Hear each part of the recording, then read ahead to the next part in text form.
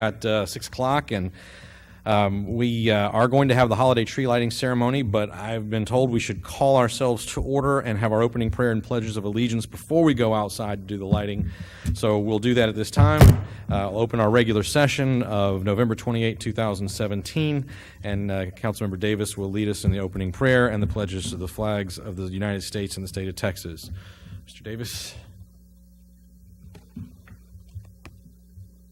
Heavenly Father, thank you for your many and abundant blessings as we gather tonight to serve our community.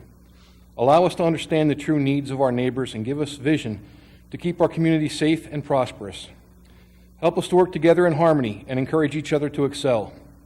When we are challenged in our deliberations, we ask that you guide us to use our best skills and judgment to solve these issues and always act in accordance with what is best for our community and our fellow citizens. We ask this in your name. Amen. Amen. I pledge allegiance to the flag of the United States of America and to the republic for which it stands, one nation, under God, indivisible, with liberty and justice for all. Under the Texas flag, I pledge allegiance to thee, Texas, one state, under God, one and indivisible. All right, well, let's go outside.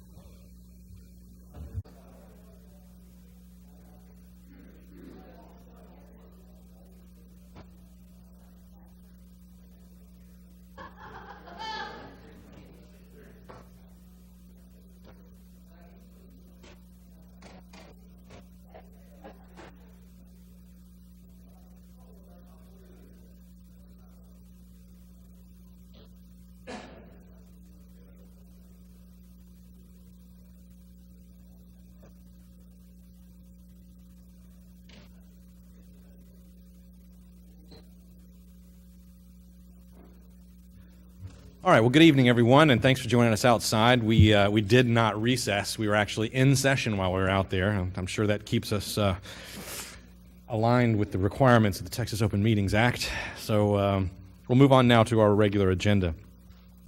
First thing that I have this evening are city events and announcements, and the first item is announcements of upcoming city events. Who has the duty this evening? Mr. James, do you have that?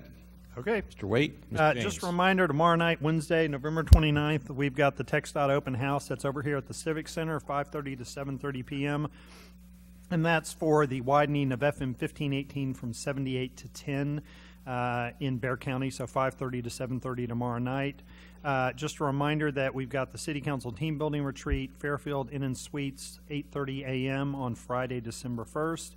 That night, we kick off Festival of Angels in front where we just were by the tree at 6 p.m. Again, as mentioned, includes the night parade, the Blue Santa fundraiser, pictures with Santa, music groups, food and craft sales. Tuesday, December 5th is the San Antonio Manufacturing Industry 2017 Economic Impact Study. It's at San Antonio Country Club, 11:30 to 1, and the manufacturing report will be rolled out. Mayor Carpenter will be speaking along with Mayor Nierenberg and County Judge Nelson Wolf. If council wishes to attend, please contact EDC to reserve a seat. Also on Tuesday, the 5th, City Council and leadership photos will occur. That's in the council chambers conference room at 4 p.m. If you have questions, you can get in touch with Public Affairs. And then we have the council meeting at 6. And then lastly, Saturday, December 9th, the movie in the park at Pickerel Park, 5 p.m. And that would be Dr. Seuss's How the Grinch Stole Christmas, and we'll have popcorn and drinks available. Very good. Thank you, sir. Next item is announcements and recognitions by the city manager. Mr. Kessel. Mayor and council, I'll try and be quick, but I have a number of items I want to cover. The first is a praise of a couple of our staff, and I've got two of the names, but I think there's some crews that did the work as well. I don't have their names, but we received a very nice letter from some residents on Woodland Oak Drive in the 500 block, and there had been some repair work that was necessary that included a very small wall. I don't want to call it a retaining wall, but more of an embankment. And they were very nervous with those repairs that they would lose some of their yard potentially, or the trees. It was all in the public right-of-way, but our public works staff took a little bit of extra time, met with them, listened to their concerns, figured out a way to address them within our right-of-way and perform the work. And that was Doug Letbetter, who's in the audience tonight, and Robert Martinez as well from the street side of things. A couple of other housekeeping items. Schertz Parkway is making great progress. I believe that they've done most of the heavy excavation now on the alternate side of the road. I saw them packing up the big excavator truck, and that project is moving very, very well. Hopefully everyone has enjoyed being on the new concrete surface as it's been shifted. It seems to be going fairly smoothly. Similarly, we've got the Lower Seguin Bridge, and there's a number of residents that may be asking what's the status of the Lower Seguin Bridge. Next week, and currently planned for Wednesday, but it's weather dependent. They're going to do the pour for the bridge surface, which is then going to allow that to cure, and they should have traffic, if everything goes correctly, back on that bridge and open by Christmas, which is the goal. So if you're from that part of town, you're used to using that particular route, after Christmas you should be fine. And then finally, it's of interest to some, we have the repairs at the YMCA in the bathrooms, and you may have heard about that. I sent out some information. We have our scope coming back from the architect. It's a bit more extensive once we got into it than we had originally hoped it might be, and it looks like, given the cost of it, that will come to City Council with the bids to do the work. And so that information will come forward once we have the actual design in place. And so more information to follow, but that's kind of the update, as we have an architect that we're looking at to see how to move that forward. Very good. Thank you, sir. Next item we have this evening is hearing of residents, and first to sign up this evening is Claire Layton. Mrs. Layton.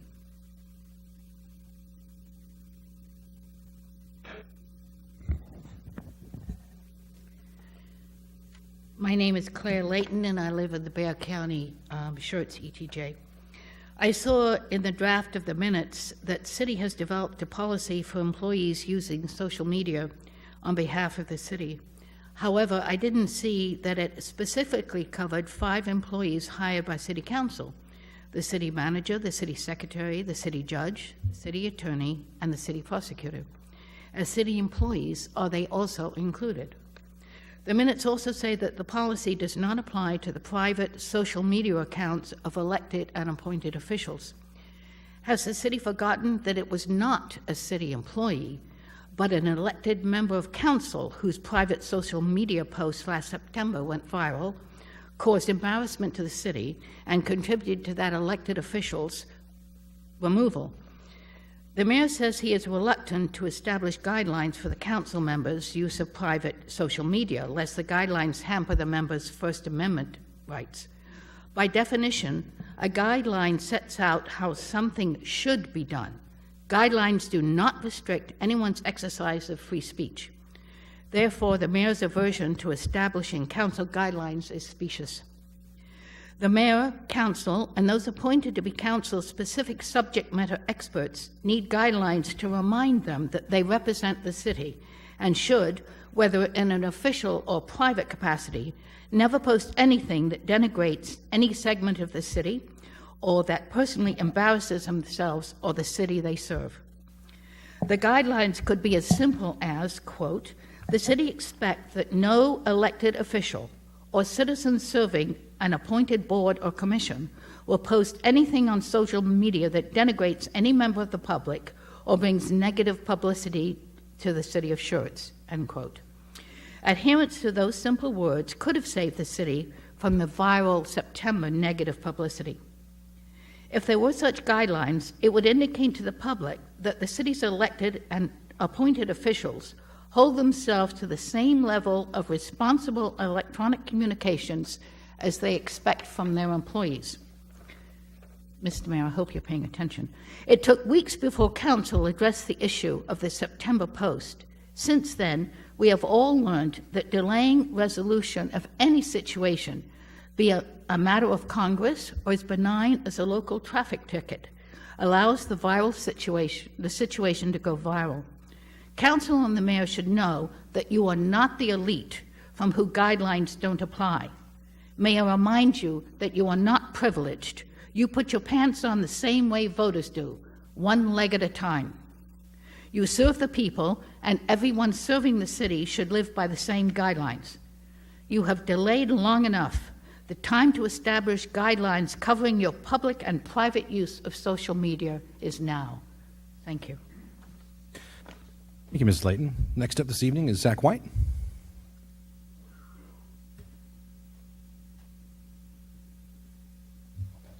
Thank you.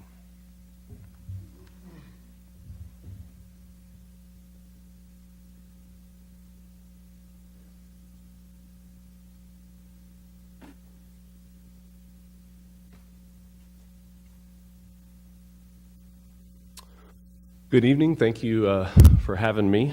I appreciate your time. My name is Zach White. I'm the pastor at Revolution Church here in the Schertz, Selma area. Moved here to the area 8 years ago with my family and started this church. It has grown to a congregation of about 1,500 people that call Revolution Church their home, many of which live in the Schertz area. I checked our database today just to see, because I actually didn't know how many people live in Schertz. And we currently have 1,300 families with a Schertz address in our database.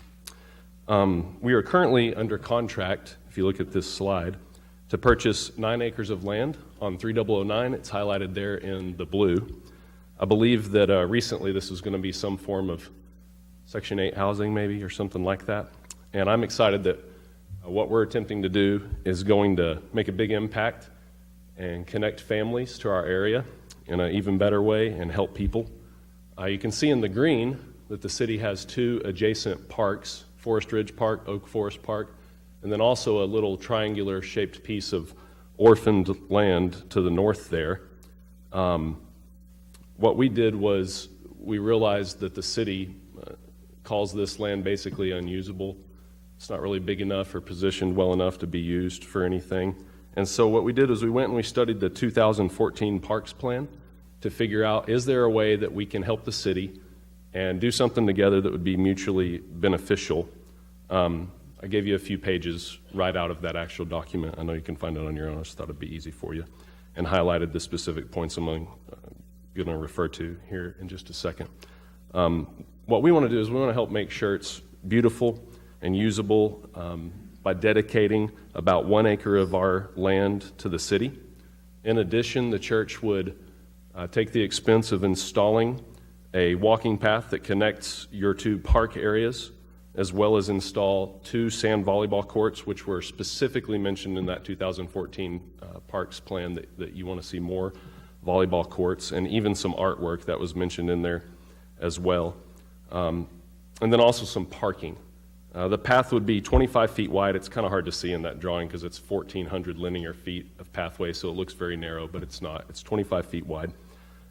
This works well for everybody because we have to do a landscape buffer anyway, it's my understanding, and also helps us leave the existing trees. This property has thousands of beautiful trees, a lot of heritage trees, and I like the idea of being able to leave those along that parkway.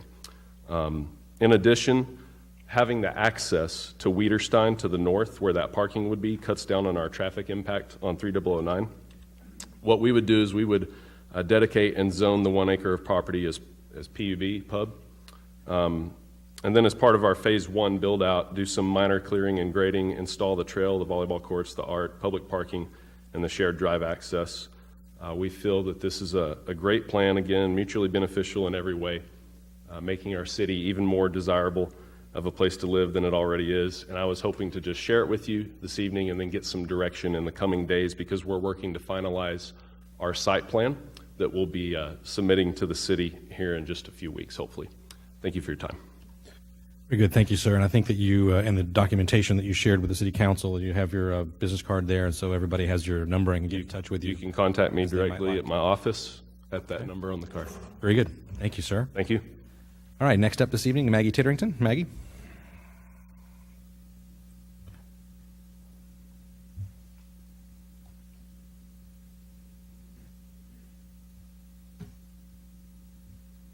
Good evening, Council. I have a presentation and then a comment to make.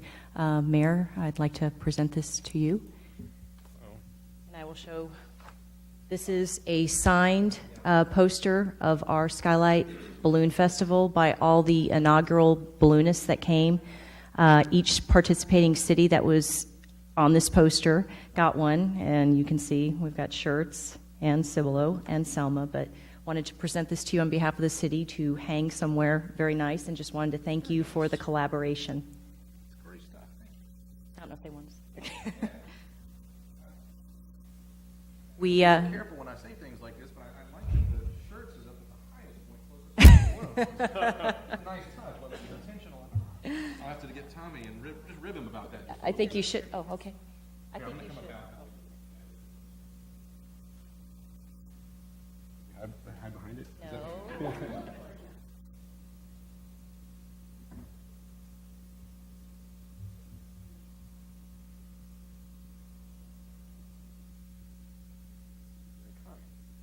Appreciate it.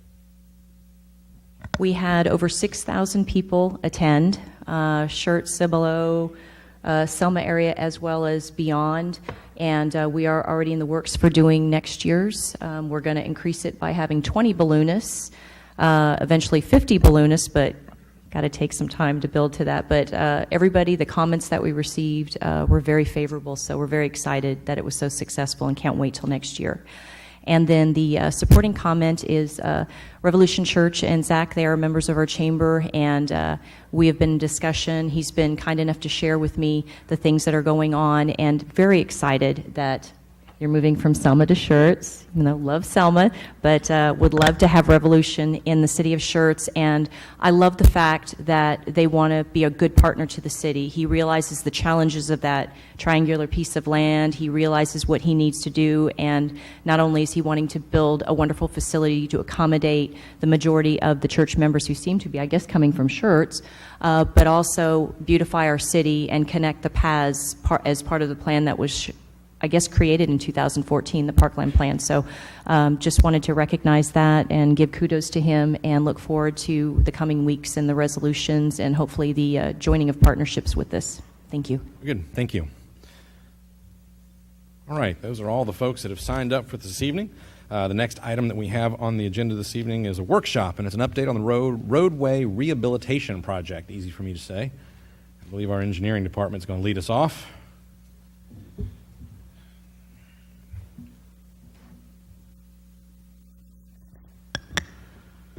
Good evening, Mayor and Council.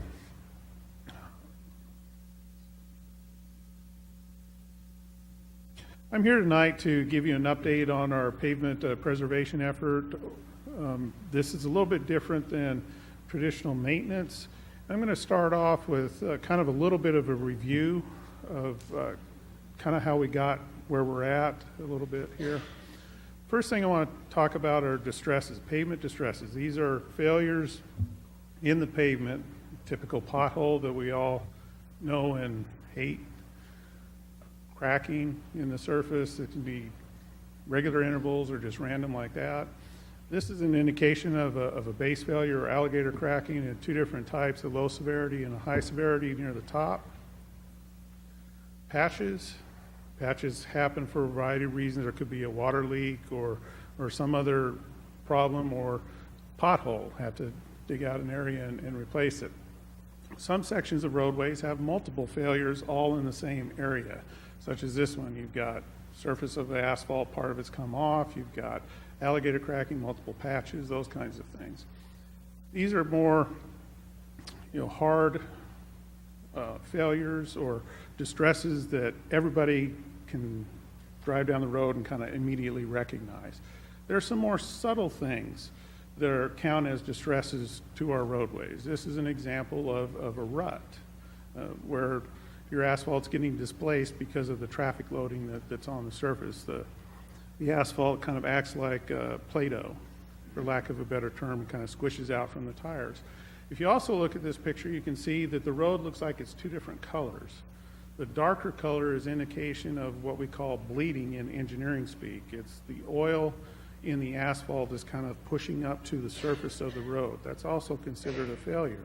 Now, it's not the same type of a failure as a pothole. It doesn't rattle your fillings in your teeth when you drive over it, but it is a indication that something's going on with your roadway that you should look at addressing. So I'm sure you've seen this slide before, most of you.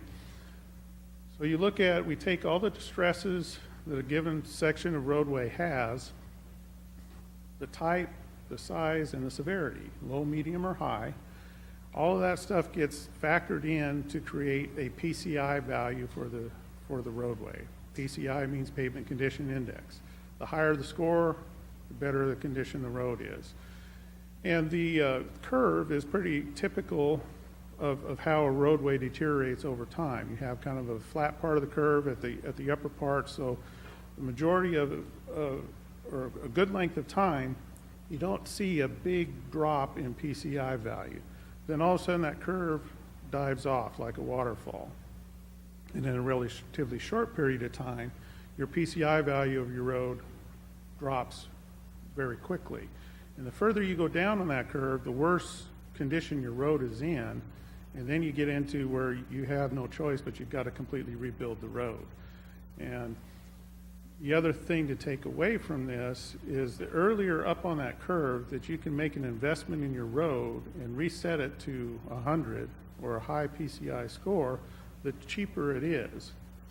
For every dollar you spend in pavement preservation at that waterfall point, you're spending 5+ times that, 4 to 5, even more, the further you let it go down that curve. Now, based on the comprehensive PCI effort that the city did, there's some good news. It's not all bad news for the city of Schertz, in that the majority of our roads have a pretty high PCI rating. That means if you average the entire roadway system in the city of Schertz, you have a pretty good score overall. A lot of communities are not in that same position as Schertz is. Now, when I talk about pavement preservation, which is what the PCI is a tool to help us develop a pavement preservation program, we're talking about how to make an investment in our roads at periodic intervals to preserve them at a high level. So this graph here kind of shows two things going on at once. The large curves, you have two of them displayed there. That's if you let the road deteriorate all the way to the point where you need to basically rebuild it. So you basically get as much life out of that road that you can, do very little to it, but then you have to pay the piper.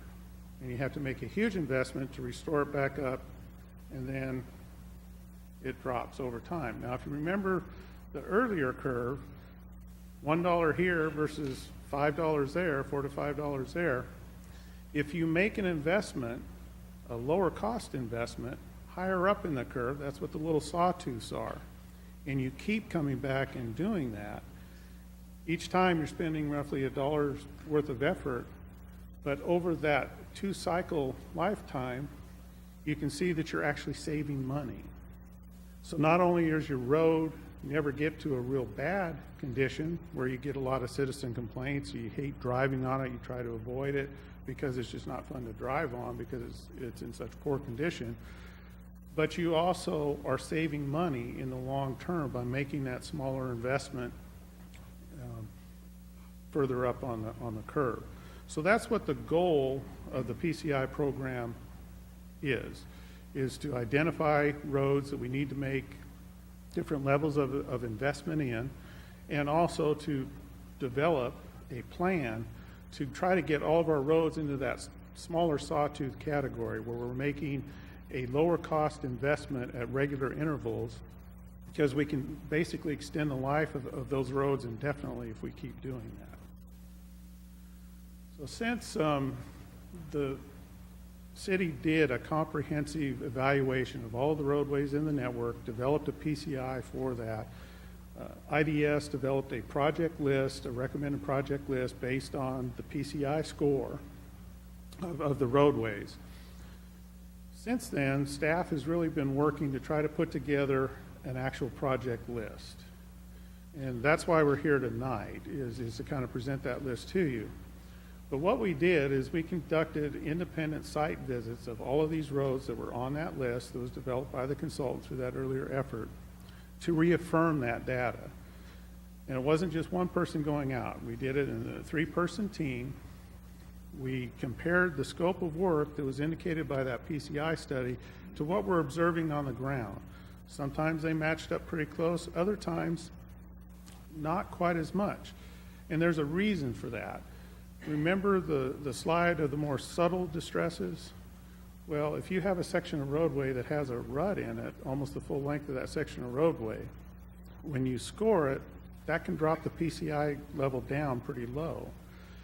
If you have the bleeding over a large surface of the area, similarly, that will also depress that PCI rating. But to fix that, you don't have to tear up the whole road to fix that. You don't have to do as much effort to restore that back to that high value. But if you know, the list, when it was originally put together and the original cost estimates were put together, they didn't have that time to go into that level of detail. So they made some assumptions. And the initial assumptions were valid. It's just by going out there and really looking at this, we're able to adjust the scope of work necessary on some of those roads and be able to spread the pot of money over more sections of roadway. So it's kind of like getting an extra scoop of ice cream when you order dessert. You know, you're not expecting it, but it's a surprise, and it's a good surprise. We can get more work done with the same amount of money. So we did that, and then we looked at refining the cost estimate. You know, since that study was done, the city has bid some projects. My previous employer, I was heavily involved with doing this kind of work, so I brought my bid results with me when I came to work for Schertz. And we're able to use that to refine those estimates that the consultant put together when they did that original study.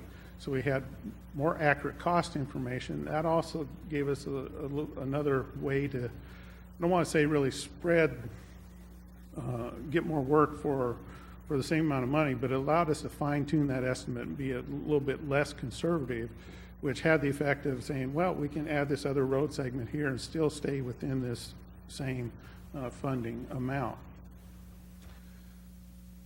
We also reached out and selected one of our on-call firms to provide some consultant assistance with this. We still need to do some survey work on some of these roadways, and I'll explain that a little bit more as we go further. Some geotechnical investigation to confirm what we're seeing and what we're evaluating in these site visits is in fact valid. You know, that's one of the tricky things about roadways is you can only see what you can see. And while some of the surface stuff that you see can give you an indication or an idea of what may be going on underneath, sometimes you can't always see everything. And you know, so we do need to have that additional work done to make sure we're on the right track. So with all of that effort, that went into looking at that original list, taking that original list and saying, okay, how much of this work can we get done within the funding that we have available, and where should we focus on, what should we do? And so we've developed that, and now we're here tonight to share that with you, to kind of get some feedback from you to make sure we're on the same track as what you want us to be and what the goals are for this program. So the next steps, after we get feedback from you this evening, we would create and execute a design contract with our consultant, get them out there to get the survey work done, the geotechnical work done, have them get back to us and confirm or adjust the scope of work on these roadways as we need to. Then we would look at our project list or our street list, and as we can keep refining these things, you know, we may be able to move some streets up, we may be able to add some more streets to the list.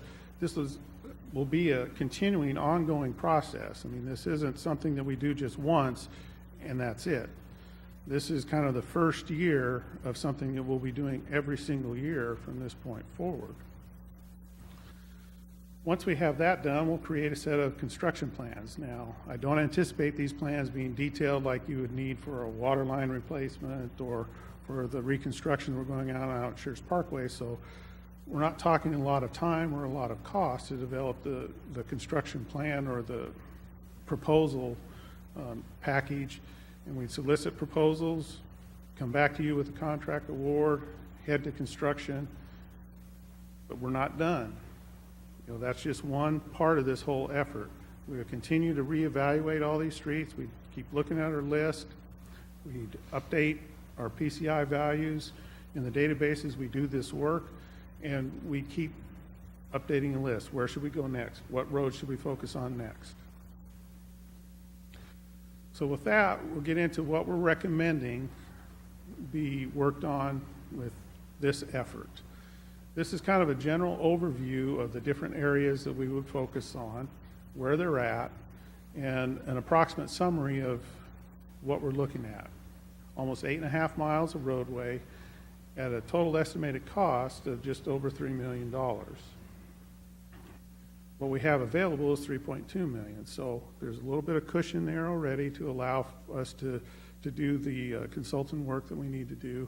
And you know, if we missed something when we did our site visits, or if the geotechnical investigation uncovers something that we weren't aware of, we've got a little bit of room there to still keep on this list. First area is the North Cliff area. Now, this area, excuse me, recently had all the water lines updated. To kind of the south or the lower part of this, the adjacent, it's part of the same subdivision. That area had their roads upgraded a few years ago. They went in with the city did a mill and overlay on those roadways. So what we're proposing here is to kind of make good on what those residents were told before, saying the city's going to come in and redo the streets after we get these utilities taken care of. The utilities are taken care of. So we'll be able to go in there now and do a mill and overlay, which is the same thing that was done on the other part of the neighborhood, so everything will look consistent when we're done. Now, what makes this particular area a little bit more expensive than just a mill and overlay is when we drove out there and we evaluated these, a lot of the curb and gutter is moved around out there. It looks like a roller coaster. And so we're going to have to replace a lot of that. If we don't, we're going to keep having the ponding puddles that occur there now, and every time you have ponding, water ponding that sits there for an extended period of time on your road, it's degrading your road. It's causing it to fail faster if it's not drained properly. So we want to avoid that. If we make the investment, we want to get as long life out of that investment as we possibly can. The next area is another residential subdivision. Now, this one isn't quite as costly. We do have some localized base failure areas that we'll have to patch. There are some localized drainage problems. In this case here, it's at some of the intersections. We need to put a concrete valley gutter in to get the water moving where it's supposed to go, as opposed to getting kind of caught up in the center of the street. And that's where most of the failures are occurring. So what we would propose here is we put the valley gutters in, we address the spot-based repair areas, and minor level up, it's called, filling in some of the low spots if you have a deep dip in the asphalt. And then we put a new driving surface on it. In this case, rather than an overlay, it would be a chip seal, similar to what was done on that section of Live Oak that was just done here recently. It would be the same basic specification. The aggregate may look a little different depending upon which source it comes from, but it would give you a nice new uniform looking surface when we're all done. But we could go in and do the entire neighborhood. And that's another thing that's kind of important to do with these types of programs for a couple reasons. It eliminates the issue of how come you did my neighbor's street but you didn't do mine. Mine's just as bad as his was. And from a construction standpoint, the more work you can concentrate in a given area, the better unit pricing you get. And it also avoids the problem of if I do this street and this street and this street this year, then come back 2 years to this other one, now I've got construction traffic driving over a newer surface. So if we can avoid that, then that just makes everything last a little longer. Live Oak. We did a section of Live Oak already. This would be completing Live Oak all the way to 3009. And this work includes more than just doing the chip seal. The section that was chip sealed, it had already been crack sealed. We didn't have any real base failures in there. It was pretty stable. But we have some pretty large areas, a couple large areas in this segment here that we need to repair first. And so we'd be doing that first, and then the chip seal will be the last thing that would be applied. Randolph Avenue.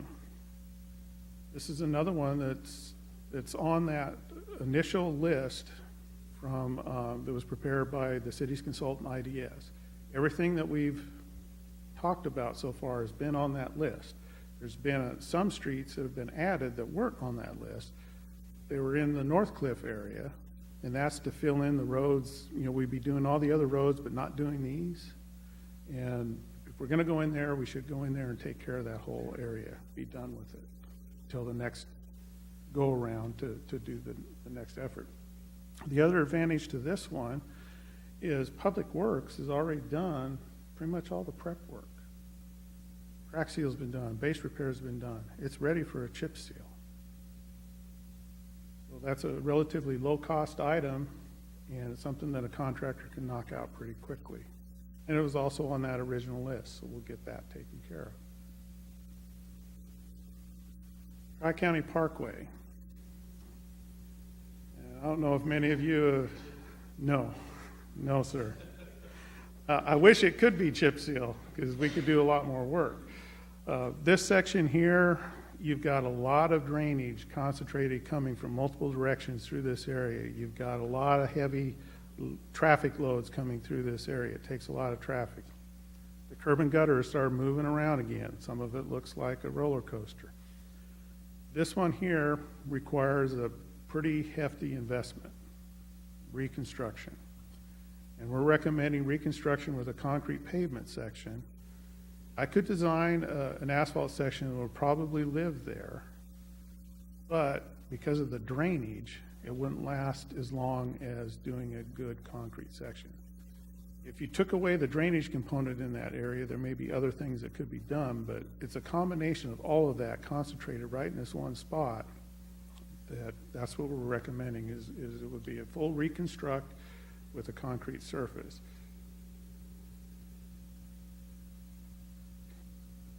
Schertz Parkway.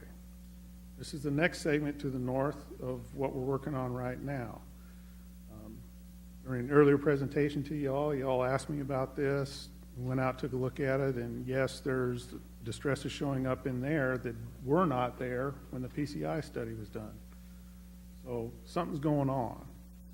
Now, when we put together this estimate, put together this project list, we assumed we've got bad conditions underneath the pavement.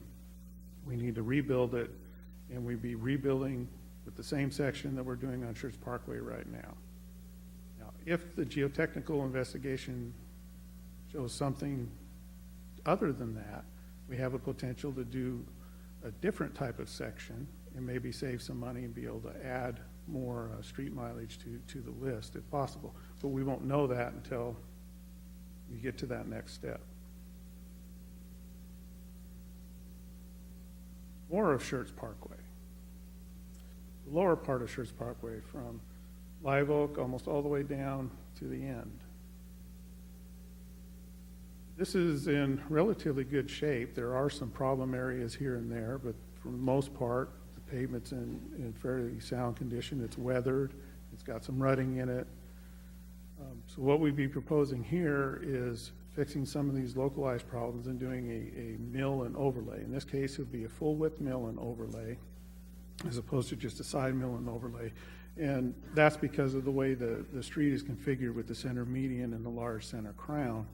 In between the two curb lines, the median curb and the side curb, if we did that, we'd be building a crown that could cause a drainage problem. So it's a little bit more costly because we're having to mill the entire surface, but that's what we could do with that. And if we do all of that, this is another area that's added onto the list. All the other stuff before that represented the list that IDS created for the city, with the exception of Wiederstein Road. Wiederstein Road was taken out of that list because we have some active development interests. In fact, we have an active development submittal that's being reviewed right now that would be required to make improvements to the roadway. So why should we go out and do it when there's stuff that the developer would need to do? It'd be better to wait until they get done and then we do what needs to be done after that. So, excuse me, but what this would do is it would, at the end of the day, this would give a new driving surface on a significant section of one of the primary roads in the community. And to complete the list, the original list done by IDS to the city is a short segment of Curtis Avenue. This one is also in relatively good shape. We just need to do the prep work, the crack seal, localized base repair, and put a new driving surface on it in the form of a chip seal. Now there was another block that was already part of the, excuse me, it was part of the list that Public Works did a fog seal on. So they've already done some work on we've already knocked out part of that original list. The work that was done on Live Oak plus the fog seal that Public Works have done kind of chipped away at that list. What this proposed list does is it knocks out all of that list plus adds some more streets onto it. And we would continue that effort. Anytime we can find savings anywhere, we would just look, okay, where's the next roads that come up to the top based on PCI and condition and all of that? Where could we go next?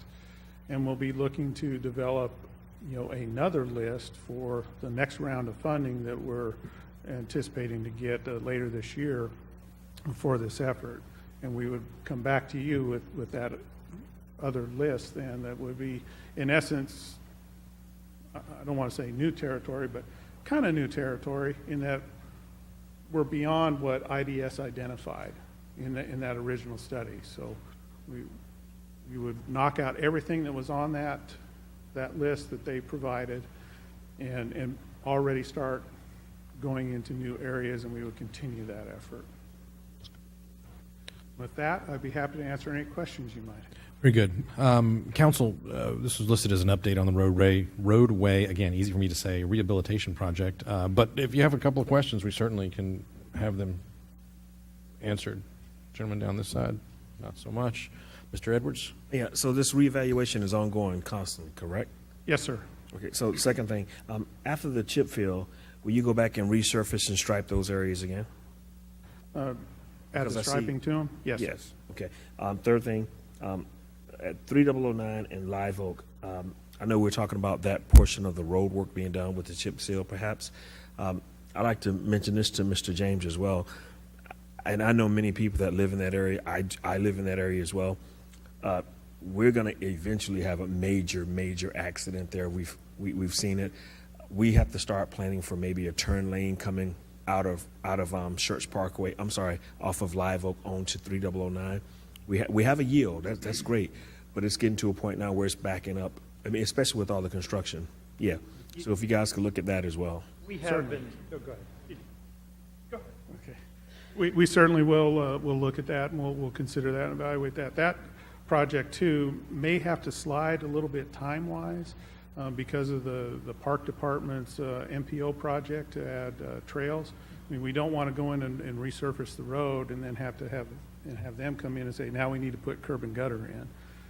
So we'll be coordinating with that effort as well, but we'll certainly evaluate that, and if we need to make some adjustments, we'll look at doing that. Thank you. You guys are doing a great job. And Councilman, I think this item came up at TSAC, and I think we've been in conversations, Kathy can nod, with TxDOT about that, because any improvement there at Live Oak would need to involve TxDOT as well. So yeah, it's one that folks have made us aware of, and we've seen it ourselves. So it's on our radar. Thank you. Mr. Edwards, thank you. Mr. Scagliola? I'm sorry, Dr. Just- Scagliola? Just wondering about the Northcliffe roads. When you're talking about redoing the roads, you're also talking about redoing the sidewalks? No, sir, this is the curb and gutter and drive approaches were necessary in the roadways. When will the sidewalks be addressed? We'll have to work with Public Works to address that. Sorry, maybe an up and down thing. As some of you know, we have talked about the need to effectively do what we've done with the PCI for roads with our existing sidewalks. You're right, we have those same problems. We've got gaps in them, we've got sidewalks that are in bad shape. And so what we've talked about doing is going out and effectively doing the same thing for sidewalks, coming up with a pot of money. We would likely coordinate it with our road repairs going forward. But I will say this, sidewalk fixes can be surprisingly costly when you get in and start dealing, and John can touch on this, because once you kind of touch them to a point, you've got to bring them to be ADA compliant. Yes, sir. And it's a much more significant. So if you want to touch on that, but the concept has been, and likely where we are with the PCI now in this road pavement preservation, we would come forward with the next budget cycle of here's the sort of seed funding for this sidewalk equivalent. That's come up in the past. But yeah, as part of this, the sidewalks are not part of it. I see hazards, excuse the expression, but down the road when you're doing that, because if the road is in less bad condition than the sidewalks are, people will be walking on the roads, and that could cause hazards. And if you walk along those streets, in many situations, the sidewalks themselves are in worse condition than the roads. Now, the roads are horrible. I'll give you that. They need to be fixed, but the sidewalks are in equally poor shape. So if we could step out on that, it'd be greatly appreciated. I really do like the CPI analysis that you did. What's interesting, it goes against common knowledge. Most people, no. You fix the roads that need to be fixed. You don't fix a road that kind of sort of needs to be fixed and keep it at a pristine condition. Perceptions a lot of times are reality, and if people see that you're putting money into a road that's really not in horrible condition, they're wondering, well, the analysis works out though. So I'm really impressed that you went through the analysis. And I do believe that the bulk of the monies should be put into the preventative triggers. However, there are some really, really significantly poor roads out there, the ones that fall to the bottom of the list. I'm wondering what type of strategy is being developed to get those things fixed, because you can't keep kicking the can down the road. Eventually, you're going to have to fix those roads that are in really poor condition. Yes, sir. We approached this particular effort from kind of the standpoint of more pavement preservation. What do we do for pavement preservation? There are other roadways out there that you're absolutely correct, need attention and probably need a significant investment to bring them up to what I call a maintainable standard. Those, I'm envisioning those will probably be separate kind of projects. It would be more capital improvement projects. And ideally, in a perfect world, you want to develop two different funding sources, for lack of a better term, where you have a certain amount of money that this is your pavement preservation program. That's all that money is used for. And these other roads that are not at a maintainable level, or you consider to be non-maintainable, require much more modification or much more effort to improve, to get them into that category, into that program. You do those from a capital improvement standpoint and a capital improvement plan.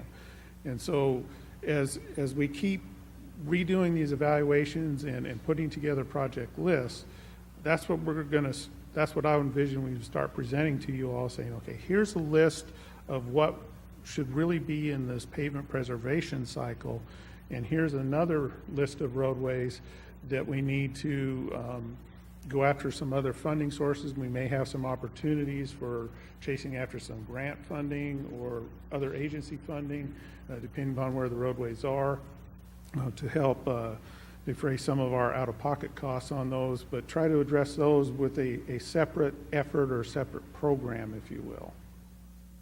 That's good. I'm glad it's being addressed. Is there any specific timeline that we can expect to see something like that come to us? So you've got two things, and again, our consultant with the roadway impact fee will touch on it and maybe clarify some of the terms we use that are the same but mean different things. Some of the roads that are in really bad shape, while they need to be fixed and rebuilt, they frankly also need to be expanded. Like Maskey Road, for example, sections of Eckert Road, Wiederstein is another good example, the one we bumped. And so, yeah, it needs to be rebuilt for what it is, but frankly needs to be widened, expanded. Some of those where you're adding capacity will come from the item tonight with a roadway impact fee. So again, we're trying to pull these different sources. But as John said, the other thing really is once we have that approved and we've got that pot of money focused on those things, we have this pot on this, it's a matter of, again, coming back with the budget process and really talking about how we catch up and how we prioritize in the order that we want to do things and how we figure that in. So as John said, we don't necessarily have a time frame. We're frankly sort of starting with the pavement management program, the road stat capacity through impact fees, and then the roads that we're growing after match monies, 1103, 1518, the 1518 item on tonight for the other section. And once we tackle that, again, we can start trying to build up and say, you know, what doesn't get covered with those, and how do we come up with the funding? And a lot of times, again, it comes down to needing more funding, and again, just needing capacity from a staff level to manage those projects. So I don't want to lead you to believe it's this imminent thing. We're trying to chip away at it, but it's not going to be anytime soon. We're going to come up and go, here's this, you know, pot of money for those roads on the list that are funded that way. Very good. Anyone else? No? All right, very good. Gentlemen, thank you very much. I appreciate the work that you're doing and the scientific approach that you're taking to, frankly, one of our core jobs is maintaining our roads. It's easy to go and just spend money and fix things if it's not done in a deliberate way. As you showed on the charts, we have a big opportunity to waste taxpayer money, which we simply can't do. So thanks for the work. Appreciate it. Please continue it. Please continue to communicate with us about what's going on. And the slides that you presented tonight, there were only about 6 of them, I think. They were clear. They were concise. If there's a way to have that on our website available so that anyone that wants to see what's going on can do so and then come and address the council if they have questions or concerns or whatever, love to see it on the website. Thank you. All right, the next thing we have on the agenda this evening, consent agenda items. And there's several items this evening. Item number 1, minutes, approval of the minutes of the regular meeting of November 14, 2017, and the minutes of the special meeting of November 20, 2017. Number 2, boards, commissions, committee member appointments, appointment of Kimberly Smith as an alternate member to the Parks and Recreation Advisory Board, and the appointment of Glenn Outlaw to the Committee of Committees Advisory Board. Item number 3, scheduling a regular council meeting for December 19, 2017, and the cancellation of the December 26, 2017, and January 2nd, 2018 City Council meetings. And actually there is that's good. Item number 4, ordinance 17M48. An ordinance by the City Council of the City of Schertz, Texas, authorizing a reimbursement agreement with CVS Pharmacy Incorporated for construction of a water line extension associated with the development of the Schertz Retail Center and establishing an effective date hereof. It's final reading. Item number 5, ordinance 17T46, an ordinance by the City Council of the City of Schertz, Texas, authorizing a budget amendment to fund elevated storage tank repainting, repealing all ordinances or parts of ordinances in conflict with this ordinance, and providing an effective date. Also final reading. Item number 6, ordinance 17K47, an ordinance of the City Council of the City of Schertz, Texas, closing and abandoning to the abutting property owner a portion of right-of-way west of FM 1518, approximately 850 feet south of the intersection of Lower Seguin Road and FM 1518, and establishing an effective date hereof. Also final reading. Ladies and gentlemen, any items that need to be pulled or added to consent? Mr. Mayor, I'd like to make a motion that we move item number 11 to the consent agenda. Resolution number 17R109. the motion is made actually to move item number 11, Resolution 17R109 to the consent agenda. Is there a second? Second. I have a second. Any other comments or questions from council on this item? I'll call for a vote. Aye. Aye. Aye. Aye. Aye. Aye. Aye. So I have 7 ayes and no nays. The motion carries. Item 11, Resolution 17R109, a resolution by the City Council of the City of Schertz, Texas, approving and authorizing an agreement for a temporary construction license across property owned by his Schertz Cibolo Universal City Independent School District in connection with the Corbett Tank Project and other matters in connection therewith. Any others? Hearing none, I'll call for a vote on the consent items. Mr. Mayor, I'd like to make a motion to approve Motion. the consent. I'm getting ahead of agenda. myself. I have a motion from Mr. Edwards. I have a second from Mr. Gutierrez. Any other comments or questions from council? Hearing none, I'll call for a vote. Aye. Aye. Aye. Aye. Aye. Aye. Aye. 7 ayes, no nays. The motion carries. All right, discussion items. Item number 7, consideration or action approving a resolution authorizing an improvement agreement with Rolling Hills Ranch Development Limited. Resolution by the City Council of the City of Schertz, Texas, authorizing an improvement agreement for the Parkland Subdivision Unit 1 and other matters in connection therewith. Evening, sir. How are you? I'm doing fantastic this evening, Mayor. Good evening, Council, Mayor, Mr. Kessel, Mr. Santee.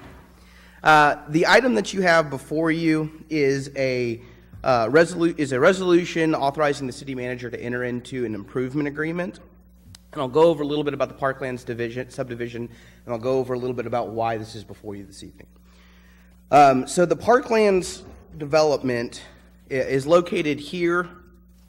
This is kind of the main entrance area, basically at the intersection of, just a little south of the intersection of Forbese and Eckert Road. This is I-35. This is existing Cypress Point, Unit 1, 2, and 3.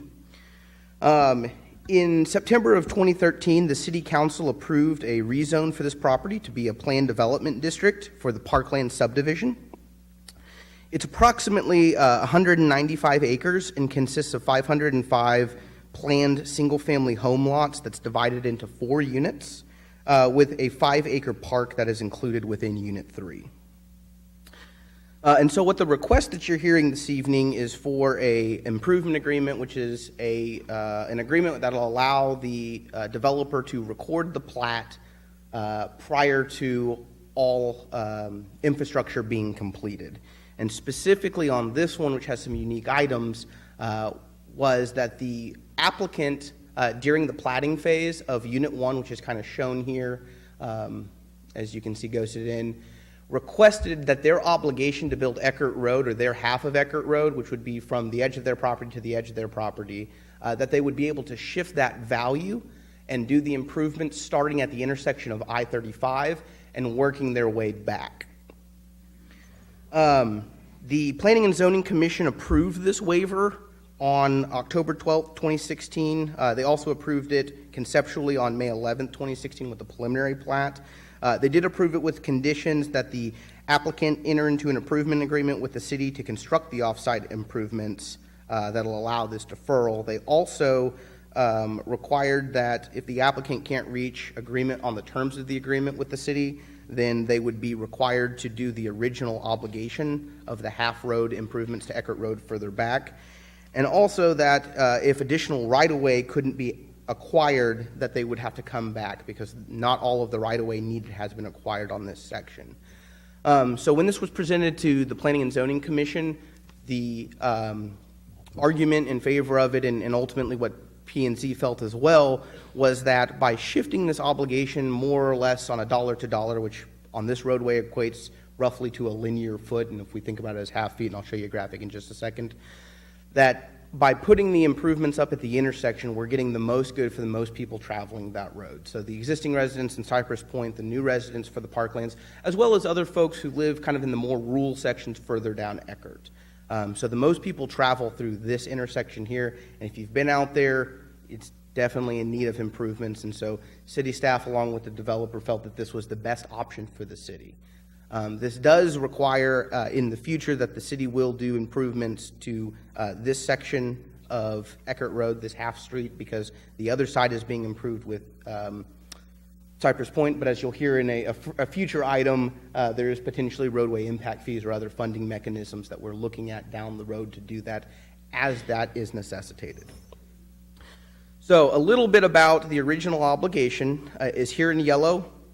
And this is Eckert Road, and this is a half street. Some of the other colors that you see in here are the orange and the green, which are half streets that were constructed or are being constructed as a function of the development of Cypress Point. The blue area is area that will have to come in with future development. And I'll go back here. And so that obligation that we saw earlier shifted to 35, extends for a little over 1,000 feet to about just past Creekwood Street.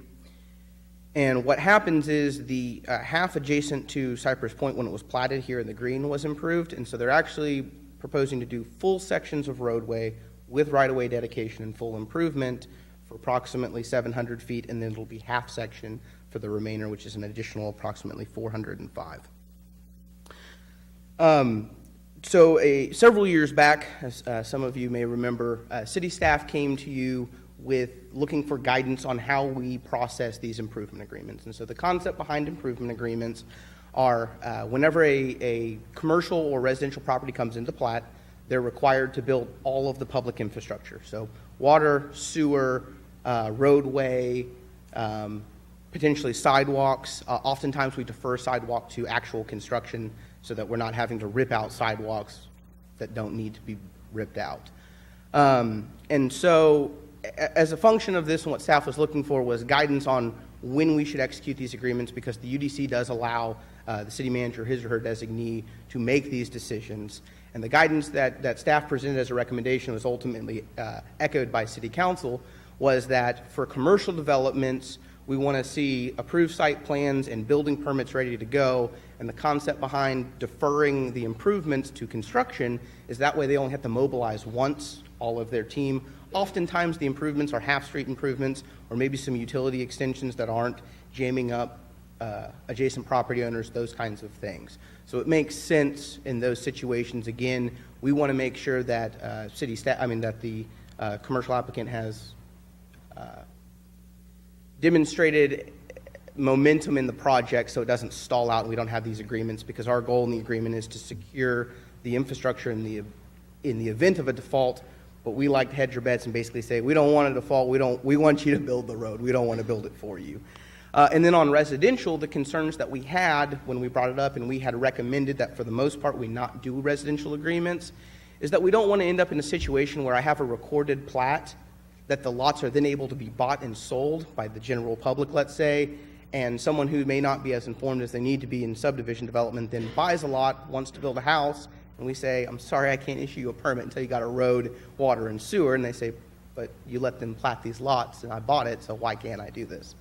For the most part, we stray away and don't participate in residential agreements. Now, there are a couple items that occasionally come up in very unique circumstances. We had some a couple years ago with the Homestead subdivision that came through. As y'all remember, that we did an agreement to finish off a lift station that was running a little behind schedule.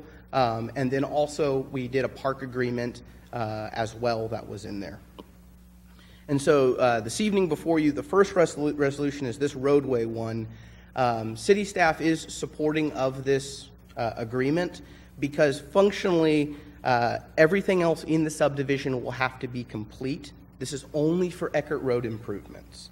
And so all of the roads going within the subdivision, all utility lines, everything must be accepted by Public Works and Engineering Department. I know the developer is close to being finished with the Parklands Unit 1.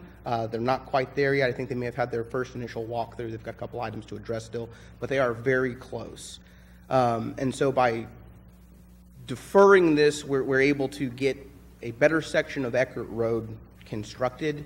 The agreement does stipulate that it'll have to be completed within a year from the filing of the plat, so it's not extremely long-term. I believe that the original anticipated construction timeline is about 4 months from groundbreaking to completion for this section of road. There have been some hiccups along the way with acquiring right-of-way as well as working with TxDOT. It's been a little bit of a moving target on this one, which is why this has taken a little bit longer. But staff feels pretty confident that all of these items are very, very close to resolution, hopefully before the end of the year, so that they can get started in first quarter and we can be done by second quarter with this roadway.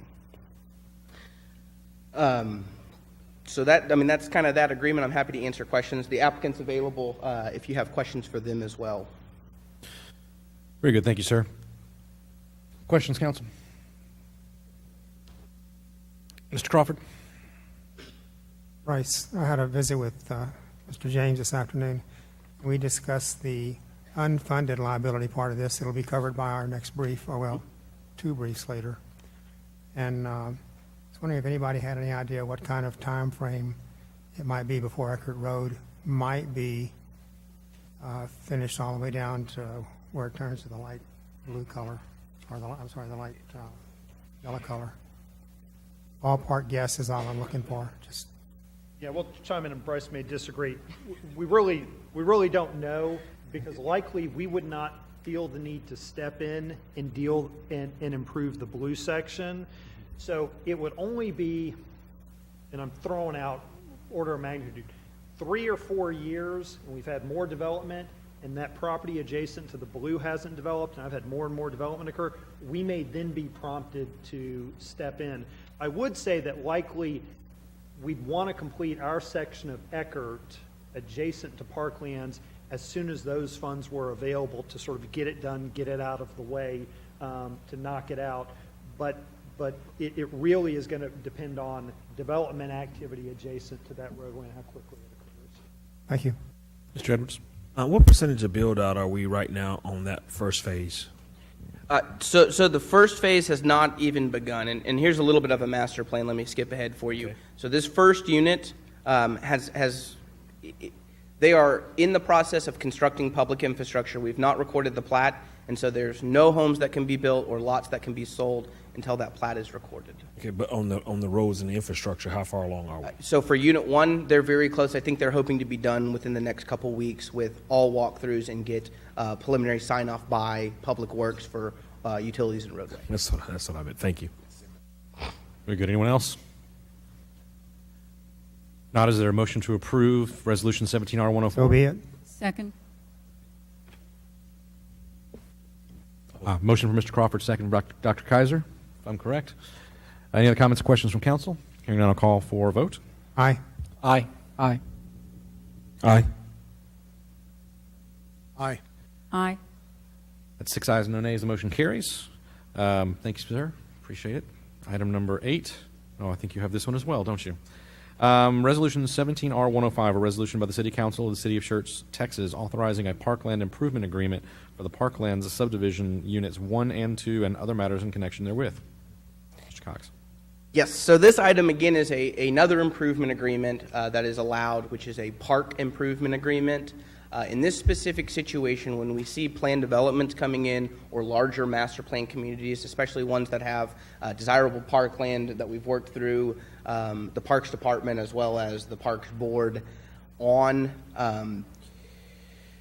they're able to be master planned in place. The difficulty on this for the developer oftentimes is depending on what phase of the development they're in, there may not be a dedication or improvement that can be made, especially one to the public benefit with the first unit.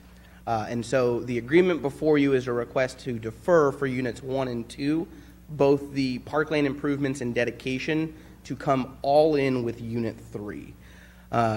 Because as you can see here, I have unit 1, this section here is unit 2, and then unit 3 will include the park itself.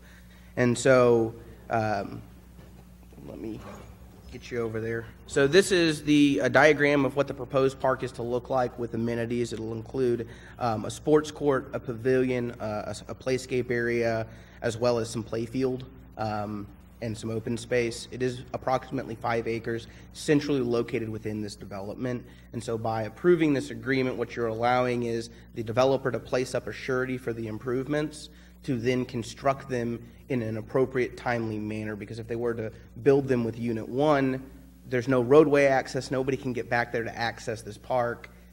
We have maintenance issues and other items that may arise from that. So, All right, very good. Questions for Mr. Cox? Council? If not, is there a motion to approve Resolution 17R105? So moved. Second. A motion from Mr. Gutierrez, a second from Mr. Edwards. Any other comments or questions from council? Hearing none, I'll call for a vote. Aye. Aye. Aye. Aye. Aye. Aye. Aye. 7 ayes, no nays. The motion carries. Thank you very much. Thank you, Mr. Cox. Appreciate it. Next item we have on the agenda this evening is item number 9, a public hearing on Resolution 17R107, a resolution by the City Council of the City of Schertz, Texas, adopting land use assumptions and the capital improvements plan associated with roadway impact fees and other matters in connection therewith. Good evening. Good evening, Mayor, Council. I'm here tonight to hopefully continue the process toward a roadway impact fee to provide some of the funding that we're so desperately in need of to do some expansions of roadway facilities here in the city. The Texas Local Government Code lays out a very specific process to get to the point where we can start charging impact fees. And one of the first steps is for the council to adopt the assumptions that are used in the calculation of what that fee may be at its maximum. And so this evening we have Eddie Haas from Freese & Nichols, who is our consultant that has worked to prepare the land use assumptions and capital improvement plan that we're asking for your input on this evening. And I'm going to let Eddie make the presentation, and then we'll take questions. Very good. Thank you, Kathy. Members of the council, Eddie Haas with Freese & Nichols. And as Ms. Woodward mentioned, this is the first step of 2 public hearings required for the possible consideration of impact fees. Step 1 is the adoption of land use assumptions and capital improvement plans. Subject to your approval, we would then go back to the shop, do our analysis to prepare for the second public hearing, which you would consider the possibility of implementing roadway impact fees. So, an important distinguishing point from Mr. Nowak's presentation regarding O&M. So, impact fees deal specifically with the costing of providing facility expansions that go towards your ultimate thoroughfare plan. What Mr. Nowak was talking about was operations and maintenance of existing facilities. Very distinct requirement in the law, and so that's a different funding mechanism for operations and maintenance. What we're asking new development to contribute in terms of impact fees is their fair share of cost for putting facilities on the ground, new facilities that work towards the implementation of your thoroughfare plan. So it's an important distinguishing point to carry. In, I guess, late October 27th, there was the public hearing announcement calling for this public hearing. Part of that also contained the reports that were the land use assumptions reports and the capital improvement plan reports.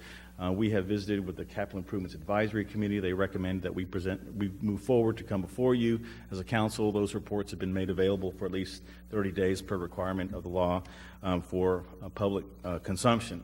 So we're going to give a brief overview on land use assumptions, the roadway capital improvements plan, and then I'll be able to answer any questions you might have as it relates to questions on either of those items and or moving forward.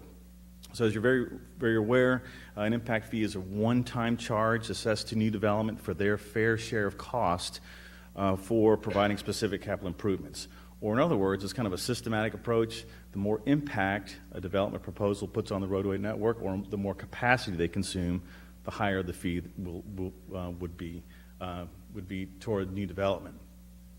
In the premise is basically that new development is helping pay their fair share of the cost of facilities. We're not asking new development to foot the whole bill. We're only asking them to pay their fair share.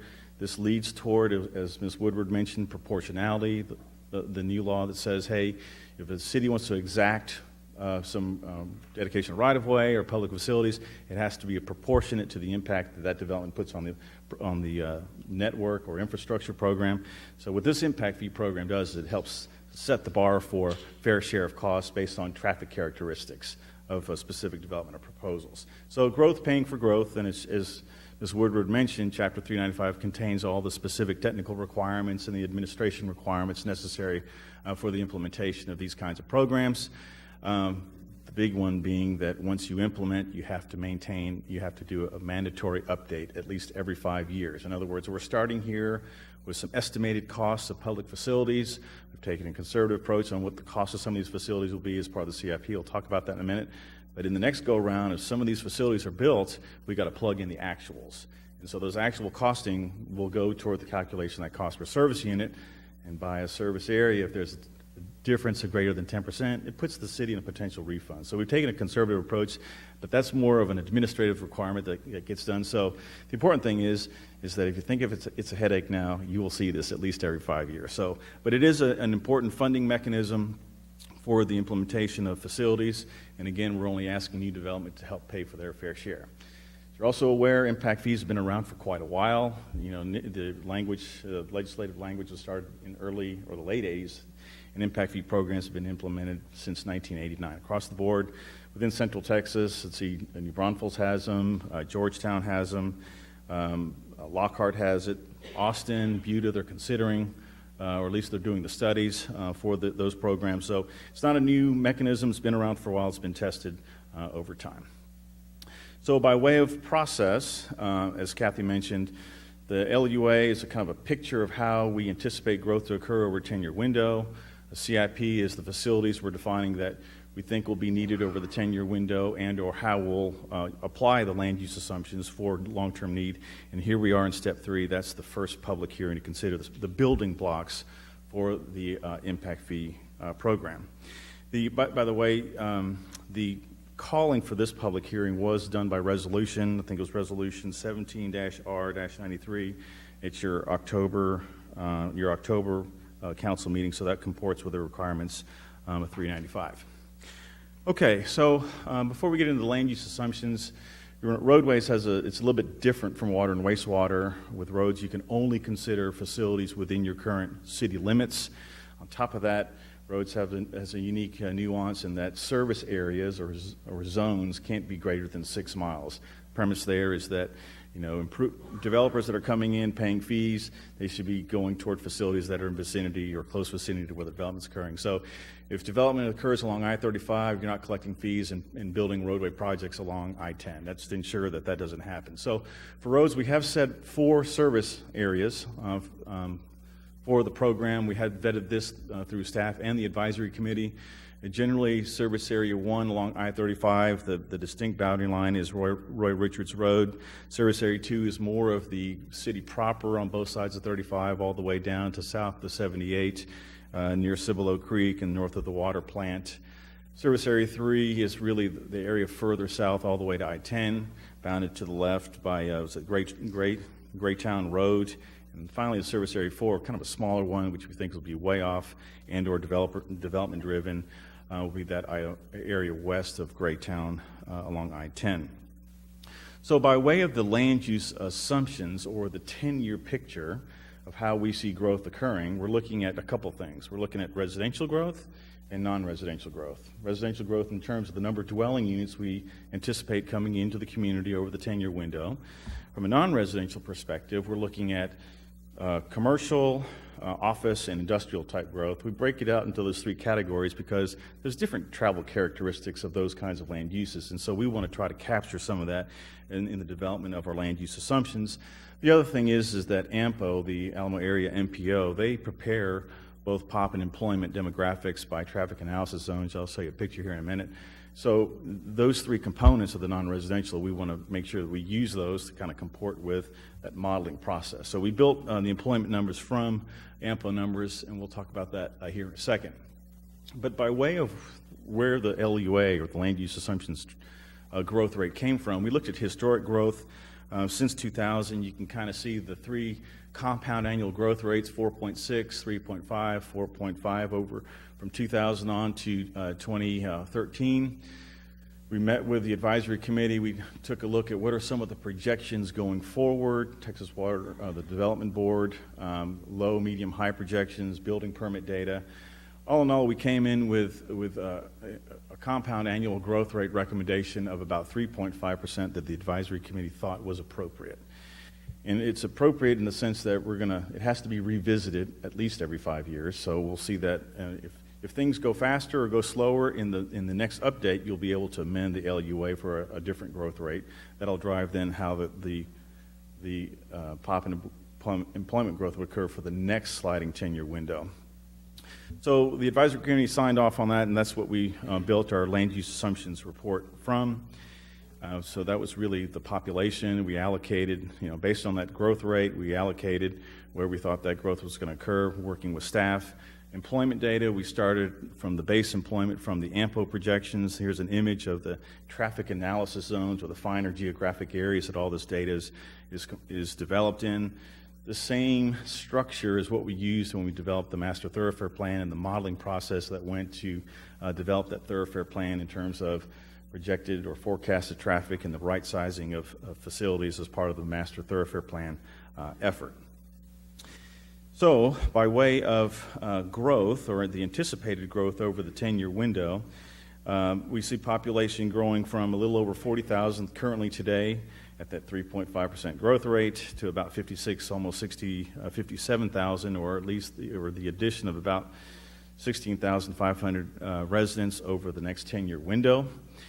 The breakout here by service area, and it's also depicted in the image to your right, shows where that growth we see is going to, or anticipated to, occur. There is growth that's going to continue from a residential perspective along I-35, Service Area 2, the city proper. But then the big chunk of growth is going to happen where we see long-term in the southern sector, or at least over the 10-year window. May not be in that first 5 years, but it will probably be in the following 5 years. From an employment standpoint, again, we see a growth rate of about almost 3% continuing to occur. It talks about the addition, or that growth rate comports with the addition of about 5,000 employees over the 10-year window. This is the distribution of those employees, total number of employees. So we have a breakout, and the appendices has the breakout of the basic, service, and retail components for each one of those in those reports from the land use assumptions report that was prepared. So we anticipate about 5,000 employees coming to Schertz over the 10-year window. Both of those two components are derived. We convert those components to projected vehicle miles of travel, the service unit that's used in the roadway impact fee program to drive our capital improvements planning. So before I get into the CIP, are there any questions on population and or employment in terms of the reporting that we've done to date? So we'll actually let you wrap up, then we'll hold the public hearing, and then we'll do questions with council, if that's all right. Sounds good. Cool. So in terms of the roadway CIP, the law is very specific, saying that arterial class and collector class facilities on your official thoroughfare plan can be considered for impact fee consideration. An impact fee CIP is different from your general CIP in the sense that any monies collected from new development in terms of fees can only be expended on that list of projects on the impact fee CIP. It's very specific on how you expend dollars that are collected from new development. The kinds of projects that can be considered as part of the thoroughfare plan, these are projects that are on the thoroughfare plan per se, either projects that maybe are planned to be built within the 10 years, projects with excess capacity that are already on the ground, or projects that you want to recoup from in the past. And in discussion with staff, we decided not to recoup any projects. We're really going forward with new projects. We'll talk about the projects that we're considering here in just a second. State routes are eligible for impact fees, only in the sense that any dollars that the city contributes towards those projects would be considered for costing. In other words, we're not going to double dip on new development. The capital improvements plan report kind of enumerates the overall CIP in terms of all the potential projects that are listed, the capacity that would be provided by the projects, the anticipated demand. All that's listed. The projects that are listed for the program are in Table 7 and illustrated in Figure 2 of that CIP report. But then more importantly, not only does it define projects, it defines number of lanes, functional class, the detailing of some cost estimating that we've done to date, and how those break out by those service areas. So basically in this image here, any project, again, highlighted as arterial or collector class is eligible. So basically all the colored roadways are eligible as part of the inclusion in a potential program. So there are two ways of considering the kinds of CIPs that you might want to implement. Either one, build only those roads that you think you need in 10 years, or two, consider the full thoroughfare plan.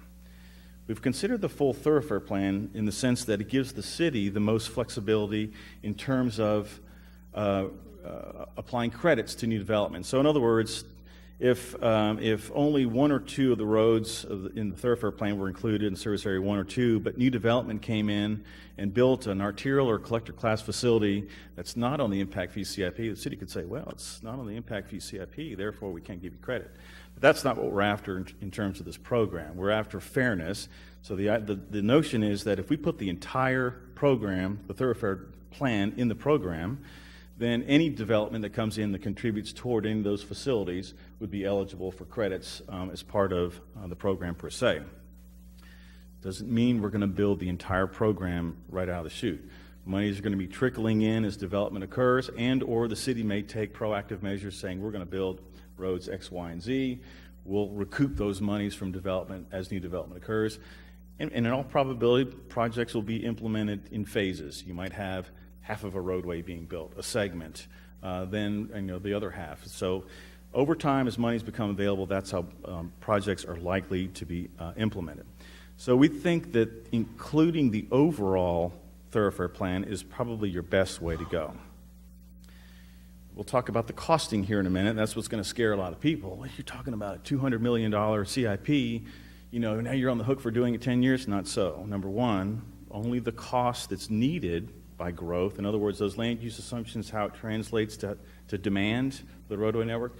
Whatever that cost that is attributable to growth is what's going to be considered. So in other words, if only 25% of that CIP is needed in the 10-year window, that's the only cost that's considered in the cost calculation. That excess capacity rolls over in the next calculation, in the next update. All the costing and the calculations for that cost per service unit is done by service area, and we'll talk about that here in a second. So the thoroughfare plan, while it contemplates the entire thoroughfare plan, there are several roadways we specifically excluded. Number one, the extension of FM 3009 from State Highway 78 over the creek over to Schaefer Road. We felt that it's a very expensive project, a project that probably will not happen in 5, probably not 10 or years or longer. So let's just wait until that project becomes more real before we consider it.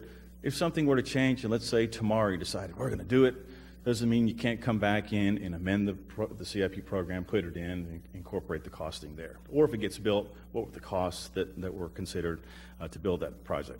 Nonetheless, that project's so far down the road, it is going to be very expensive. That's a deferred project. We just decided not to include it at this time. There are a couple of other projects, Schertz Parkway. Those were projects that were funded through other mechanisms. Didn't want to include that because they were already paid for. The other one was FM 309. Those portions there that were paid for through other funding mechanisms. So we specifically excluded that from the program. So when you look at the thoroughfare plan, since we can only consider the portion of roads within the city, in the southern sector, it gets kind of dicey. You got some checkerboard going on with your city limits, so only little segments of Trainer, Hale, what might be included, but that's the way the law is written. So as new areas come in via annexation or agreements, I should say, then those roads could come into the program and be considered as part of the impact fee program.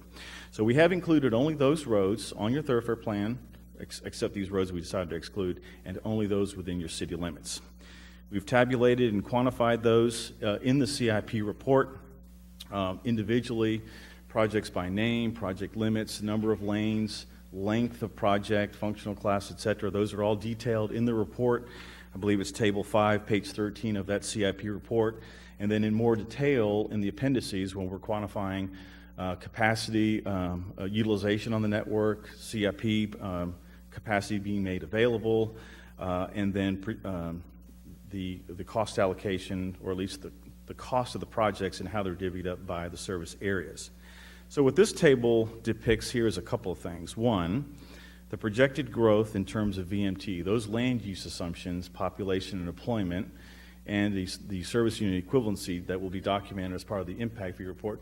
We use that service unit generation for those 4 categories, residential, commercial, office, industrial, and retail, to convert employment and dwelling units to vehicle miles of travel. So this is projected growth by service area. It totals about 43,400 vehicle miles of capacity total in terms of the overall city limits. The net capacity being made available, in other words, projects, overall capacity, but you've got traffic on some of these. You got to take that out of the calculation, leaving net capacity. Here's the quantification of the net capacity from the thoroughfare plan. So we've got a demand of about 43,000. We've got a net capacity of about 101,000. That means you've got a lot of roadway out there to cover future growth. Looking at how it translates by service area, so in other words, I alluded to service area 1. If we got 42,000 vehicle miles of capacity from that thoroughfare plan in that service area, and we've got 10,000 vehicle miles of growth from the 10-year land use assumptions, that means we're only 25% of that capacity, or the cost of that will be considered in a cost calculation as part of the impact fee calculations. Service area 2, the core of your community, pretty well matched up. There is going to be a lot of growth anticipated in the northern sector with the industrial park, some infill development through the community. So, 99%, what that means is in that next 10-year window, if there is more growth, that cost per service unit will probably get driven down over time. Plenty of capacity in the service areas 3 and 4. Again, these are summarized in the CIP report that were made as part of your packet. This takes the CIP and the definition of the CIP a step further. Here's that projected growth.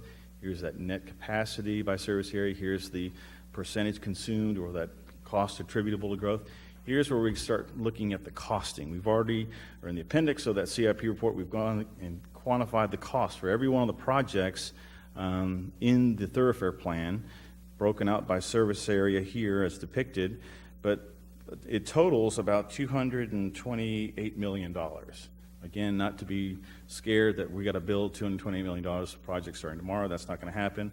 What we're saying is that that's how much it's going to cost to put all those facilities on the ground. So when you think about who's going to be paying for what and how you might ask new development to help pay their fair share, that's part of the equation. Because if new development's not chipping in, it's some other mechanism and or your tax base. Okay?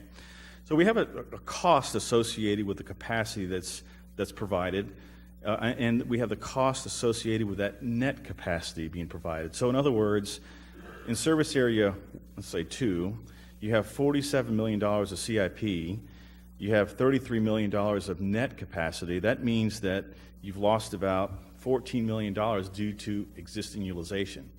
Roads are an open system of improvements. Traffic that's coming through there, traveling through those corridors are consuming capacity on a daily basis. That means you're losing it. So in service area 2, we can consider up to $33.6 million, but because in the 10-year window we're going to need 99% of it based on our LUA, that means we can consider up to 33.5 in terms of impact fees. Okay? There's a little asterisk here. That's the cost. We have not considered debt service and or a finance study that's underway. There is a credit that would be provided from the ad valorem tax. In other words, roads that are put down by new developers, they should get the benefit of the increase in ad valorem tax that they give the city by putting these roads on the ground. We're going through that finance calculation. So this cost attributable, which is about $80 million, will probably go up a little bit because of debt service. Then it'll probably come down a little bit because of the credit calculation, the credit from ad valorem tax. So we anticipate that probably dropping probably in the $60 million range. So in other words, 10-year land use assumptions, we'll be able to consider up to about $60 million for this 10-year window. In the 5 years when we update it, plug in cost, plug in the actuals, have a cost per service unit, consider more capacity, calculation and the window keeps rolling as long as there's excess capacity.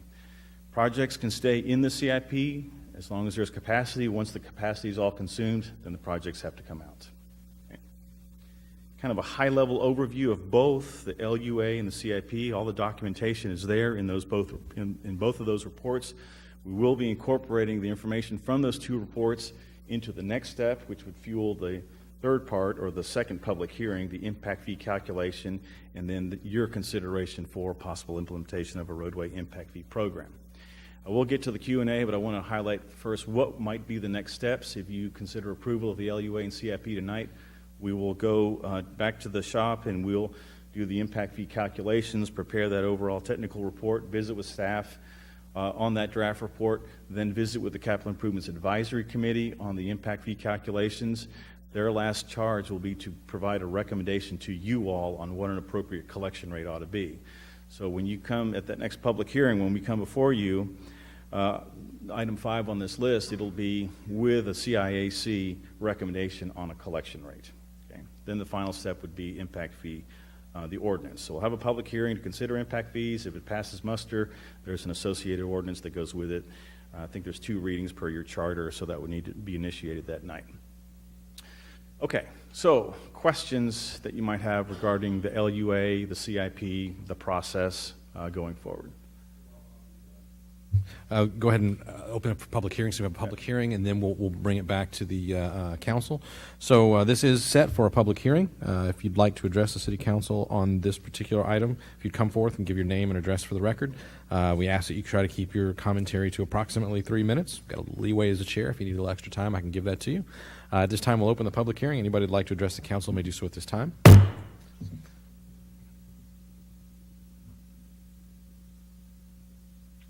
Appears that there aren't any takers. Guessing maybe because almost everybody in the room is a Schertz taxpayer, and this might be a way we don't have to spend as much of our money. Go ahead and close the public hearing at this time and open it up to council. Council, Mr. Larson. So I guess, first off, it's kind of drinking through a fire hose. I read all the information in the packet, and then I went on to read multiple studies online on impact fees being placed throughout municipalities, and they're ultimately pretty non-controversial. But I do think language matters, and I think I would take exception to the mayor's comment. This is a new tax, for sure, and if anytime you have an additional tax where your revenues are increased, it's shifting of tax burden, not necessarily. And I think it's also important, I would say, it's easy to say it's a tax on the developer, but based on the studies that I've read today that have examined the impact of these impact fees is that in most cases, especially in high demand residential areas, the cost is passed on to the consumer. And so there is a lot I don't understand, but one of the things that just doing the basic math quickly is on that, if you can go back to the summary slide. Yeah, there we go. It's the cost attributable to new growth is essentially the amount of revenue that we'd legally be allowed to try to generate through the impact fees. Is that correct? That's the amount that's necessitated by the 10-year growth. Depending on policy, how you want to collect, that's a different story. So in other words, if you were to collect the maximum, you could collect up to this amount, but you can definitely assess that, but if you collect 50% of max or whatever, obviously you wouldn't ever reach that total. Well, certainly. But just to understand the math, $80 million of cost attributable to new growth with an estimated new growth of 20,000 citizens is a tax of $4,000 per citizen, and in a household would have multiple citizens. So what kind of cost are we looking at per residential development and per commercial development? So we haven't got to that point, and remember, this cost is not passed on to your existing tax base. This is new growth coming in. Well, okay, I would take some exception to that because certainly directly it's not, but there's unintended consequences. For example, what happens to the cost of rents in a city that develops a maximum impact fee? What happens to the cost of purchasing a new home or trading homes? Those are things that I don't know that they're necessarily bad things happen, but we should certainly consider. And perhaps you can answer, what is the impact on rents and costs associated with these? So if I may, Councilman, maybe let me touch on a thing that the mayor said maybe as well. There probably isn't a crowd here because most folks impacted by impact fees, they don't really care about this part of it. They'll look at it, they'll go through, we've got a developer here, they'll kind of glance over the land use assumption, they'll glance over the CIP. What as Eddie said, and what I think you're getting to, what people care about is now that base work is done, and I've got the maximum I can charge by state law, it really becomes a policy discussion. And I can guarantee you that when we have the public hearing at the Capital Improvements Advisory Committee, when we have the public hearing at City Council, we will have a packed house, and your phones will have rung off the hook, and your emails will have filled up with folks contacting you, offering their opinion on that. And so I think your points are well taken. That is really where the policy, there was a conscious decision not to water down the discussion of the land use assumptions in the CIP as a way to leverage that policy discussion. The idea tonight truly was focus on this. If somebody says, hey, I think your growth estimates are too great, or I think your cost in this area are too low, let's hit that, get it approved, and then truly we go back, finish the math. We then publicize, here's the maximum per service unit, so that's what equates to a single-family home, a 200-unit apartment complex, a 5,000 square foot office building, a typical McDonald's, a typical 100,000 square foot industrial development. I will say as well, in addition to the required ones, we will also brief EDC and TSAC on this as well, and we will sit down with developer groups to go over a couple of points. One is the actual ordinance language that's crafted, how it applies, how it works, when you get credits, how you get credits. One issue will be the phase-in. When does this go into effect? So if we've got a developer out there, and I'll just point to David because he happened to stay, who's going, my whole pro forma assumes I'm not paying an impact fee, you're going to kill me on this thing. That's a factor council will take into effect and that you work through, as opposed to when it goes into effect going forward. And then frankly, it becomes this policy question of, once I can charge this, how much do we want to charge for res, multifamily, commercial, et cetera, based on what we're trying to do. And so what I will say is we are specifically not focusing on that so that the attention can be on the land use assumption and the CIP, which is this. And very likely, council may say, I'm not comfortable with just this one. I want to do a work session, plan 2 of them beforehand, because we want to start talking about this stuff weighing in to really get that information about what's the maximum dollar figure. And so, again, not to try to deflect it, but I want to be perfectly honest, and we made this clear to developers, we didn't want to water down the focus on the land use assumptions and the CIP, because folks may have legitimate concerns with the math. But then that also lets us have that very focused policy discussion that I would agree with you entirely of what is the impact. Because as some of you said, my dad told me, there's no such thing as a free lunch. Money doesn't grow on trees. Someone has to pay for these roads. We had that conversation. The hard part is, who do we say is going to pay for that going forward? I agree with that entirely. That's going to be the struggle. But the idea was to push that struggle. And frankly, we could end up like City of San Antonio, where this comes to council ultimately, and y'all say, yeah, we're not doing it. Thanks for your help, Eddie. That's great. We don't get there. And that's what happened in San Antonio with regard to they could never get over that hump. But again, our job is to have an informed discussion, to give you all that information so you understand the pros and cons. Here's the cost. How do we pay for it? As we just talked about on the maintenance stuff, offer an opinion and get solicit input. So again, I would assume that EDC would have a strong opinion on where these are set and how it impacts them going forward. And that's a legitimate part of the process. I'm simply saying we want to move that to the next step so we don't detract from this. Well, and I guess I'm okay with that, although I would push back a little bit. I'm trying to not come off negative here to either. Okay. But we've been talking about repealing the garage sale permit fee for over a year. But now we have a timeline here where we're proposed with a maximum impact fee of $4,000 per new citizen, and that timeline window of next steps is pretty condensed. And I think, I guess I'll use this time to say, if this is not necessarily conversation time for the policy specifics, I would request that we move maybe more slowly than the impression I get our plan is in terms of work sessions with council, because this is not a simple thing. I'd like to learn a lot more of it. And secondly, I'd like to see a perspective, because ultimately the language matters to me, and to the focus on a developer impact fee is the language as opposed to tax and pay your fair share. I think it's important that we also say, okay, there is no such thing as a free lunch. And so a citizen, may be sitting here and say, oh, well, sweet, all the new costs of these roads are going to go to new citizens. Well, that there is a cost, and just from the limited studies I've seen, to current residents, and it may be the right cost, but I think it's important that we intentionally and explicitly focus on that in some of these workshops as well, so that we can have a full understanding of what it is we're evaluating. I agree with you, Councilman. And again, I don't know that I've ever gotten up and say, trust me. And I certainly won't do that here. What I have found in my experience is we get to a point of information overload with the technical data, that really what you get once we come back and say, here's the maximum fee per service unit in each service area, we'll spend some time, everybody's eyes glaze over and go, yeah, that's great, I don't doubt that. We can spend as much time walking folks through as they need be. But what I will tell you, what they will focus on generally is, yeah, I know that's the maximum, the policy discussion and the impacts of that. And that's where you will hear folks get up and say, and I'll be blunt, developers with projects in process will say, if you phase it in this way, this is what it does to me. A developer who's looking at doing another project will say, this is what you do to me. Kyle will likely get them to say, this is what I think the impact will be on commercial development in our community going forward.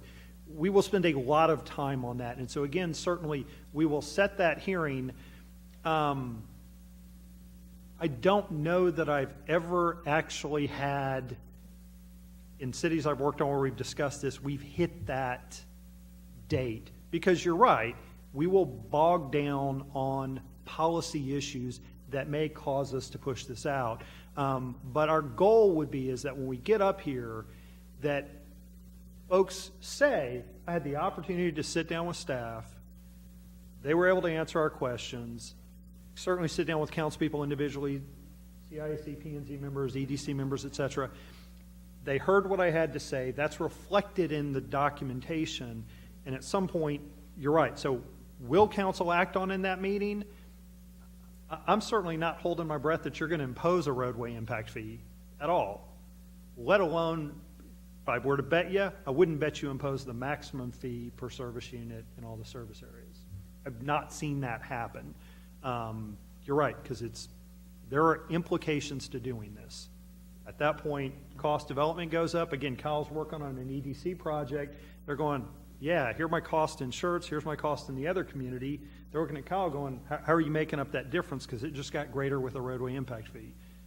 Again, we all want an affordable community where our children can come live here. Higher those go up, you're right, it has an effect on it. And so again, your tough decision is going to be probably not making anybody happy, existing residents, to say, yeah, we're not going to put it all on new development, and developers, you're going to have to bear some of that extra cost, which is going to pass on to those buyers. You're exactly right. And then I guess two clarifying questions. And with that, we currently are already charging impact fees for water or wastewater. Is that correct? Yes, sir. And do we have an idea of what the cost per residential unit or per 1,000 square feet of commercial development that those currently are? So we do, and I'm going to look to Lisa back there, who, if she recalls off the top of her head, or Bryce, in terms of residential units, typically what's water and sewer? You want to come on up and not holler from the back, as I would typically do? Sorry. And then while she's coming, Commercial's a bit weird because it's based on approximate usage. It's not as easy. What we can do, and this, I think I said at CIAC, is it's important not just to think about, here's the cost of a new home with regard to roadway impact fee. Likely what you're going to want to see, and we know this, is what are all the costs of building a new home in Schertz? What are the permit fees? What are the water and wastewater impact fees? And again, as Mr. Rittenhouse will tell you, don't forget about Parkland, because that's not an inexpensive, and then here's road. That really is what you probably want, is let me see roadway in the context of everything. So typically on a new home, the impact fees, the meter set fees, the meter itself run somewhere between $5,000 and $8,000 depending on the size of the home. The sewer itself is $1,800, and it's somewhat of a pass-through to CCMA, and that's part of those impact fees. And do we have, I know you said it's difficult for commercial, but I mean, I'm guessing a similar cost per square foot for commercial, or is it a completely different structure? It's completely different. It's based on the fixtures and the impact on the system itself. And so they actually fill out a worksheet through the Public Works Department, and based on that worksheet is how they figure out how they're going to charge the impact fees for water and sewer. And can we get in the future, not tonight, maybe a more clear explanation of what the current burden on commercial development is, just so that as we evaluate this, we can compare? Sure. What we can do, and this is probably useful, and I think a valid point, and often what we'll kind of do is we will start sliding information out, much like we did this to sort of send it out ahead. We'll send out some information. What we typically will do is we'll pick, using those commercial that come in and pay, we'll take a typical fast food restaurant, for example, typical professional office building, 5,000 square feet, a typical 100,000 square foot distribution. And based on that, we'll say, here's generally what they're paying and all those fees. And we'll start sending that stuff out to you guys in advance, post it on the website for CIAC, because, yeah, that's the hard part, because you're right, it's going to start to ratchet up. All right, great, thank you very much. Feed that out. Gentlemen. Mr. Edwards? I have a couple of questions. This is obviously not unique to the state of Texas. It's only unique because it's this area. San Antonio currently doesn't do it. Am I right? That's correct. So no one else in this area are doing impact fees. Oh, New Braunfels, George, Okay, so it's not unique. right. Some communities have water, wastewater, not roads, that kind of thing. Okay, so why do developers come to a community? They come to a community because they realize the demographic is here, the employment numbers are here, the salaries are here, they have customers in this area. So what I'm hearing is that we're not going to ask them to put anything in to their development for roadway, right? But we give them incentive agreements to come. So I'm hearing someone say that the taxpayer is ultimately going to pay for this. Well, isn't that the case now? The taxpayer is paying for it through incentives because they come in and they get permit fees, waived, and so forth. So if you look at that, you're spreading that amongst 40,000 people. It's an overview. You're right. People pay for it now. So let me go back to the example we just talked about with regard to the Parklands agreement. Sorry, David Rittenhouse, who showed up for this. So one of the reasons you would say, why would a developer ever support this? And I'll give you the examples of Cypress Point and Parklands, if we had that impact fee in place now. Because of where they're located and the length of frontage, and if you go back, less so Parklands, but more Cypress Point has a significant amount of frontage on Eckert Road that per our subdivision ordinance, they're required to build. Now that doesn't show up on a list of city fees and charges. It's an obligation, and it's substantial. Again, about $300,000 was the obligation for Parklands, order of magnitude, and it's a relatively short section compared to Parklands. A developer that goes in just off that arterial or collector and doesn't have to make an improvement to that road based on the subdivision ordinance, they don't have any of those costs. So to be clear, the cost that they bear for the road improvement that they're required to do, that is all factored into the lot cost that they're selling, and that lot cost factors into the home sale price. So the reality is those buyers are already paying for that. Their frustration would be when the guy comes in off the road, doesn't have to make the improvement, they may be able to undercut them in terms of price because they didn't have that cost. So part of the benefit of this, think about truly, is it levels the playing field. It says everybody, you've got to do your share. So you get credit for improving that road, which is what they would want, and then it makes the guy who doesn't have to do it pay that share as well. So we'll try to give you some of that information rolled in as well that's not direct, Councilman Edwards, which is there are these costs that people are already bearing that factor in because, again, a lot of that goes into what's the price of the land.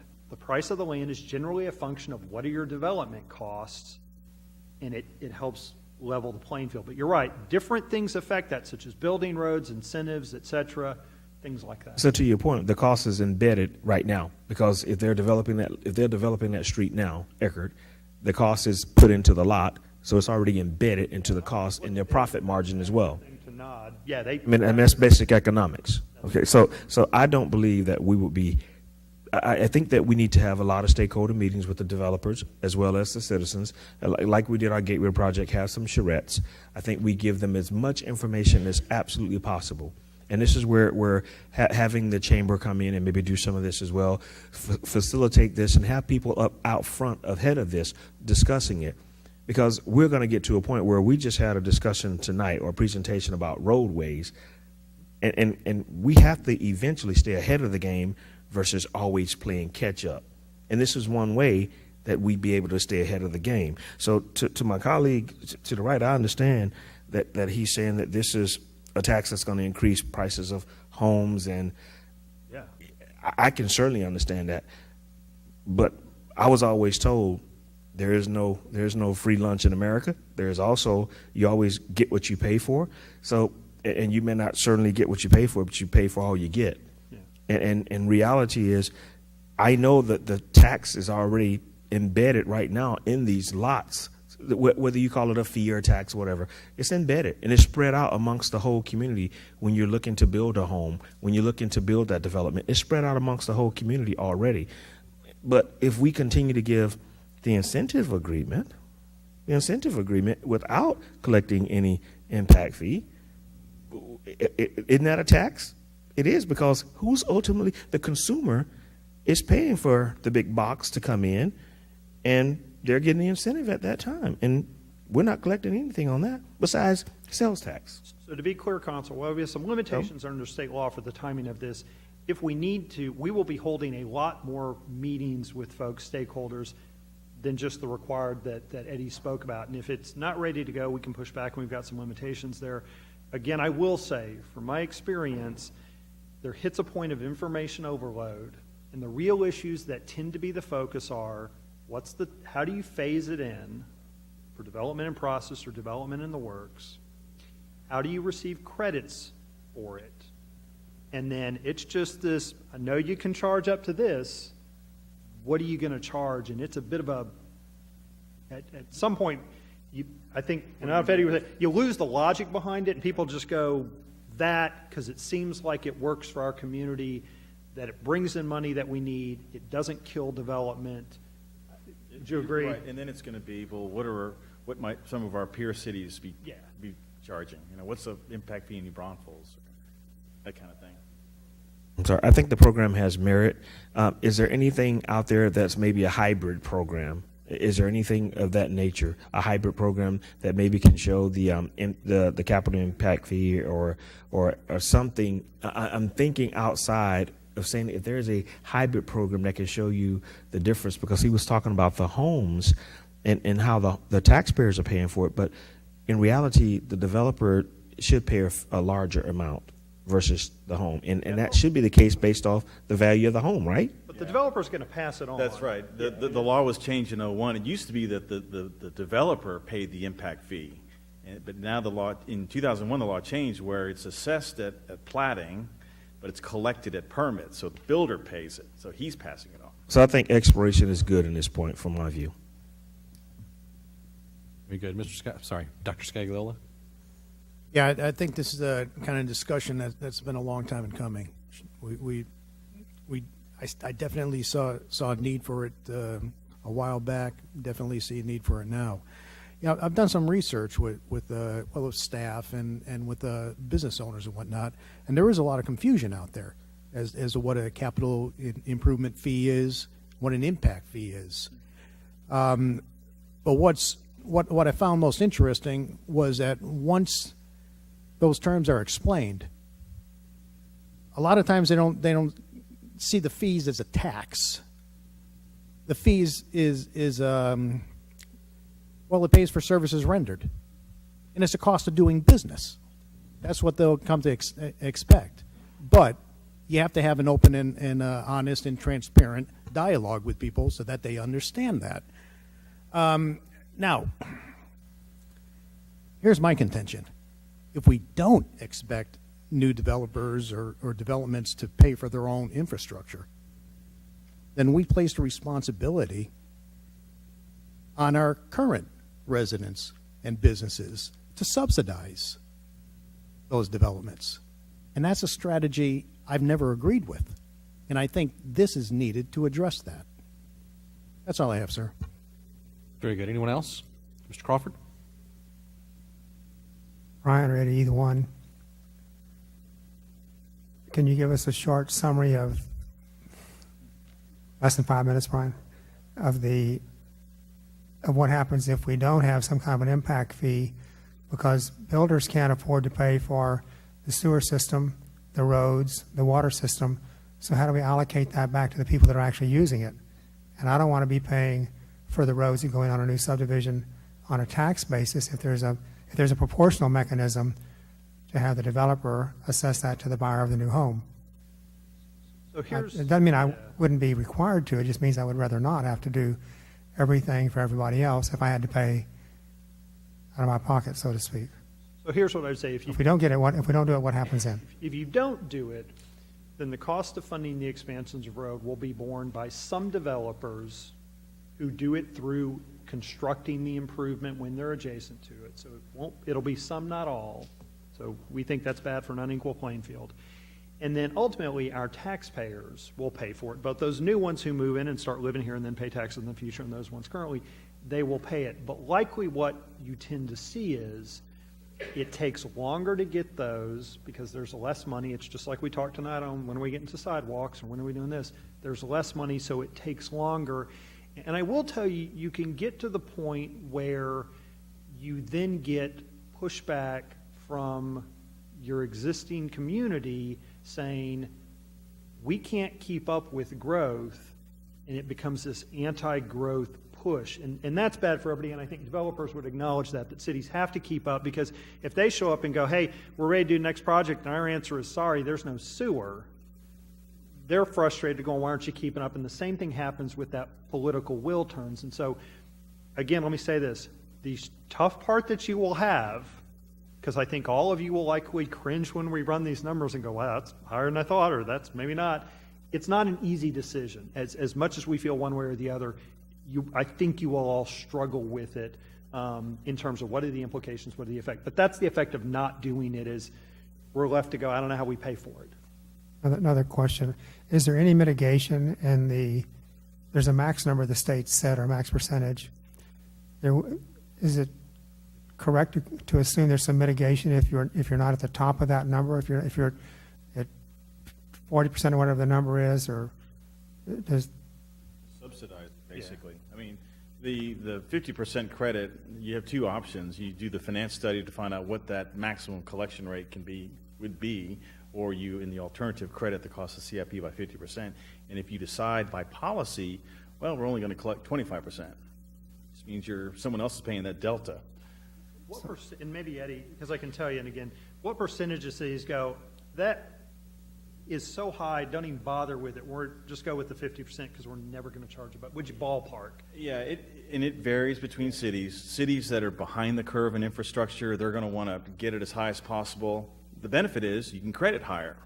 It's not a dollar per dollar credit, right? If you're collecting at 25% of max, you're crediting at 25% of max. That's a different story. So some communities that are behind the curve, they want to charge more. Others will want to charge less, economic benefit, those kinds of questions come into play. But with the finance study, we've seen anywhere from 60 to 85%. Most folks that we've seen, most communities we've seen, they'll collect up to the 50% mark. We've seen a lot of folks start out lower just to say, we're going to start the program, we're going to collect low, and then build up over time. We see anywhere up to about 40% generally, but there are a lot of communities that go 50% if they don't do that finance study, quite honestly. Yeah. Thank you. You got anyone else? Mr. Larson? Listening to the conversation, I think language matters. So we talked about a roadway impact tax. I think it's important to be clear that all taxes are payment for services rendered. And one of the questions I was asked and answered, I think, was unintentionally maybe misleading. It was taxpayers are currently paying for this embedded now, and the answer is yes. Well, no. We're talking about up to $80 million in new revenue. And I think that's important to establish that it's not currently embedded in the cost. It would be a new embed cost that would focus primarily on new development. But I think it's also important to understand that if such an impact is to raise the values of homes, that has a property tax reality on all citizens as well. So I don't know if it's a good idea or not. I think the city has a legitimate need to maintain growth and keep up with growth on roadways. So I want to be very clear with that. I'm not necessarily against it at all, because this is a legitimate role of city government to find a way to find funding mechanisms for roads. But I think when we do that, we should do it with a conversation that's as honest as possible, and to say, look, this is going to cost all taxpayers because your home value is going to increase, because the cost of new homes are going to increase, and so the relative attractiveness of existing home is going to increase, and the demand is going to stay relatively the same. So all prices are going to go up, all taxes are going to go up. It's going to be heavily leaning towards development. And we talk about, well, we're giving benefits to developers, and that's certainly true, although the small business commercial development that's going to be impacted with these impact fees is not necessarily eligible for some of those But anyways, I just took exception to some of those because I think it's very important that we're clear about this is new revenue that we're expecting to get, which is not a currently embedded cost. It certainly is a tax, and while it may be focused towards a specific group, it absolutely, according to every study available, will have a tax impact on every citizen within Schertz. Don't disagree with that. I will say this, though. And again, it's a useful conversation because it gives us something to go look at. So let us go look at maybe cities that have imposed it and cities that haven't. We can certainly look back when Schertz did it because we imposed a utility impact fee at one point. It's not readily apparent to me that the imposition of an impact fee has led to an artificially high appraised or assessed value in the home associated with that going forward. Let me go back and look at that, and I just wanted to sort of, for the record, that's not been right. That doesn't mean I'll go back and look and go, oh, he was right, look at that. It has not been something I've seen, though, that it's really affected that. What I'd say is more likely is that it pushes the home value up generally. So the more expensive home, because it's not a function of the home price. So again, if you get a home, single-family home, the way it works is if that's a $350,000 home or it's a $200,000 home, they're paying the same amount in roadway impact fee. It's not based on the price of the home. And that more expensive home, typically what I've seen, can better absorb that additional charge, tax, impact fee, et cetera. And so what it tends to do is pushes your price up, but it also pushes maybe the quality of the home up so you get a bit more home, better high, whatnot, to be able to absorb that. But let us look at that. I just wanted to go on record, something to think about and let you think about. That part's not readily apparent to me. Yeah, I mean, kind of on the vein of, will an impact fee scare off development? Well, Midlothian, they imposed a moratorium because the developers were howling mad about the impact fees. They found that it didn't really change how development was occurring, and so when they brought back the impact fee, that curve is still going. The growth curve to their community was still going, regardless whether they had a moratorium in place or not. So it's not running off impact fees, but is it regressive? Kind of to Brian's comment, it could be perceived that way in a smaller community because we're focused on traffic characteristics. Is a 3-bedroom single-family home going to generate traffic different from a 6-bedroom community home? Generally, I mean, there's probably some detailed studies, not a whole lot of information out there, and there could be some variation in that, but it'd be very minor. And then the second step would be, okay, if you started to go down that road, we're going to charge homes with 3 bedrooms at a certain rate, and we're going to collect another rate for 6. The idea is to try to keep it simple because it's just a finance tool in the end to help pay for the cost of these facilities. So kind of back to your comment on the $80 million of revenue, it's also $80 million of cost of facilities that are going to have to go on the ground. So if you have questions you think about over the next few weeks or issues, please email them in and we can start pulling that data and sending it out, posting it on the website, letting folks see it. Again, the idea is to get as much out as soon as possible. That's a great comment, Brian, because we're going to want to present information you're going to want to see. There's a lot of stuff that it will make your head spin, and to compound it, we've got 4 service areas. So one service area we may be collecting, if we say we're going to collect across the board 25% or whatever that number is so that each single-family residence is $1,200 for roads. That's going to be a different percentage in different service areas. So your head's going to start spinning there, and then non-residential, fast food's going to be way up here, big box is going to be way over here.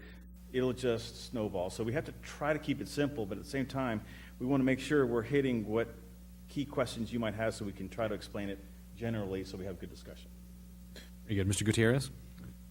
Well, it seems like impact fees is a way to manage growing pains, basically.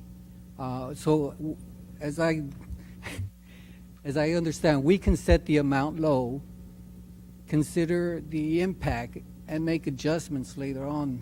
Future council can make adjustments on the impact fees based on, how it affects residential and also commercial. Am I correct? Those are policy questions that we're going to have to try to solve. You could say we want to collect at a certain rate for residential, which could be low. We want to have non-residential we want to collect at a higher rate or vice versa. I've seen it both ways in communities.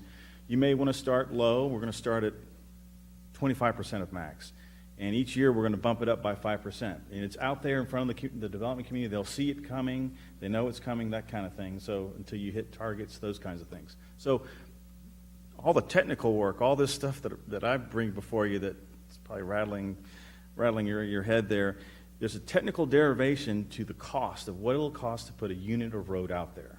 How you want to pay for it or ask the development community in terms of a fee is the policy consideration. And we can go in many different ways with the policy consideration.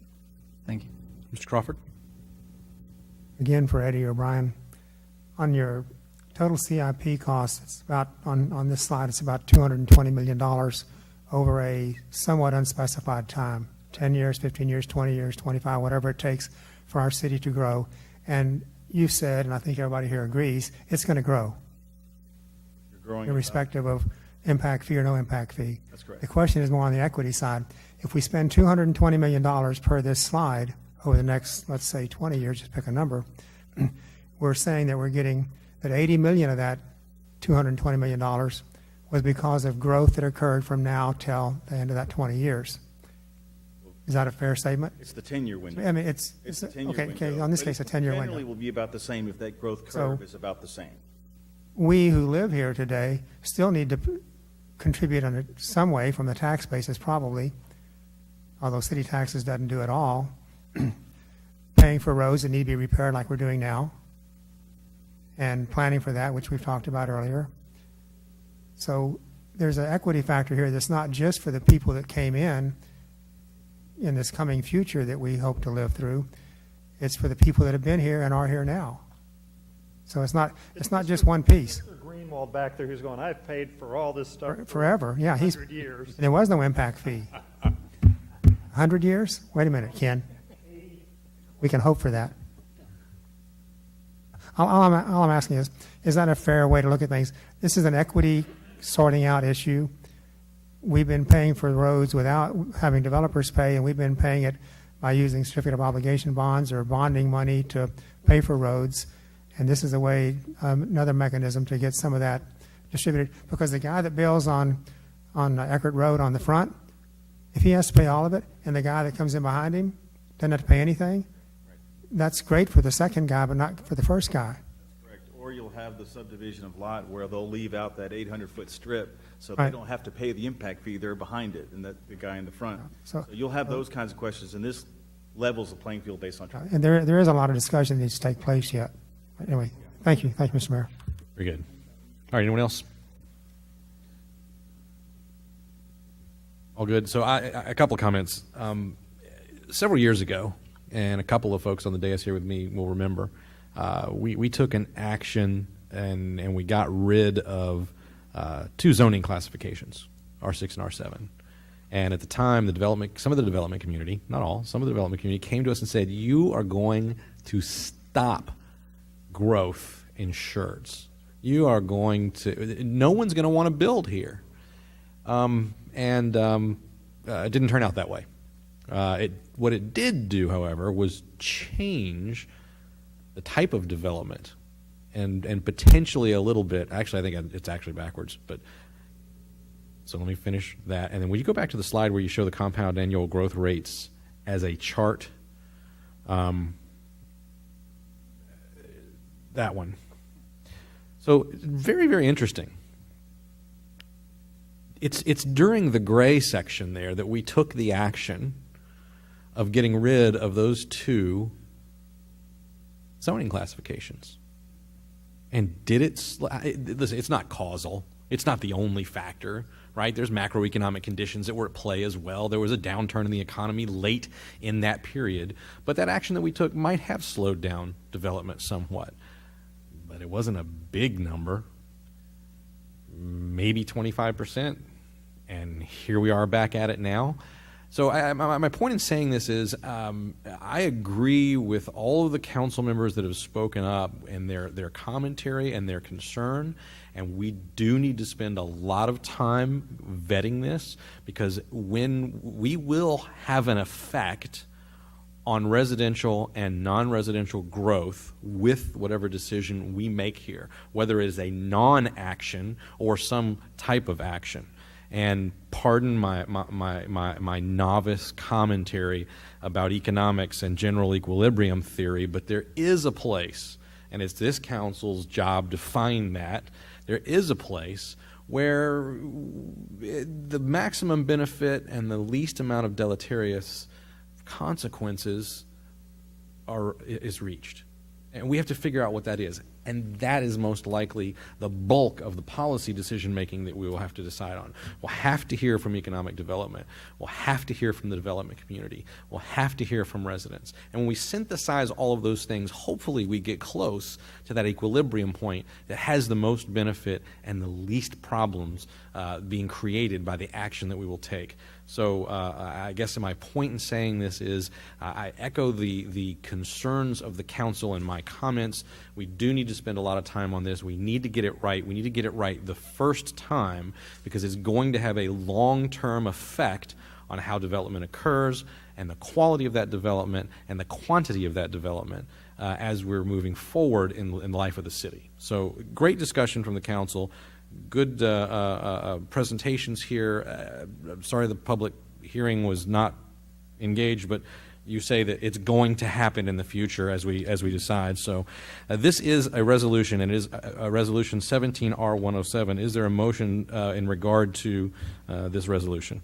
So be it.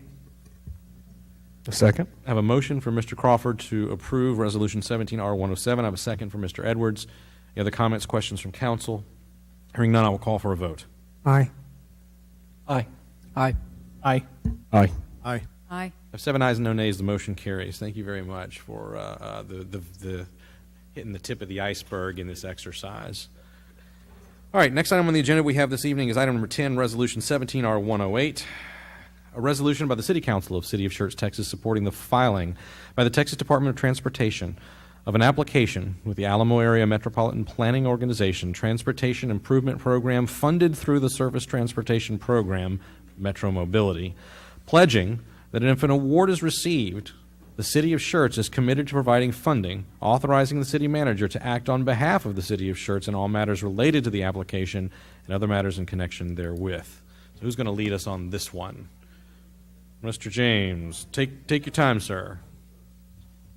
Take your time. Brian, I've got a printout if you want it.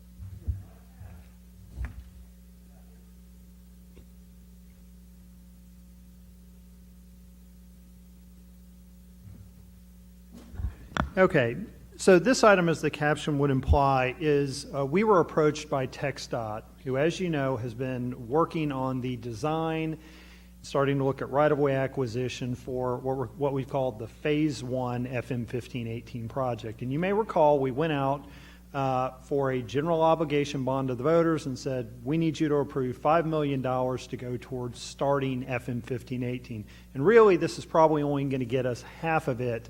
But what we'd like you to do is approve that $5 million. TxDOT would come in with match money for that, and then we would apply to AMPO for an additional, and hopefully we'd end up at the end of the day with about $19.5 million to really go to that first phase, and the voters approved that. So TxDOT has started that effort, and they are going forward, so they're working through design.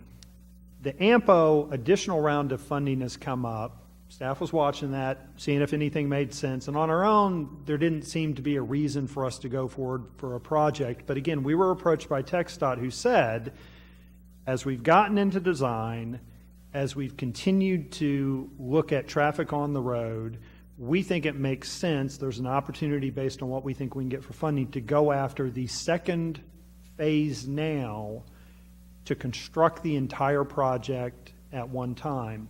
And I think staff's reaction was, we think that makes sense because, frankly, we've been hearing for folks periodically saying, yeah, you really need to do the whole thing, not part of it or half of it or bits and pieces of it. One of the challenges, though, is with that short time frame of TxDOT saying we think we can make this work if the city can kick in money, is that submittal deadline is coming up in less than a week. And so unfortunately, it puts us in the position to ask council for a commitment for that on very short notice.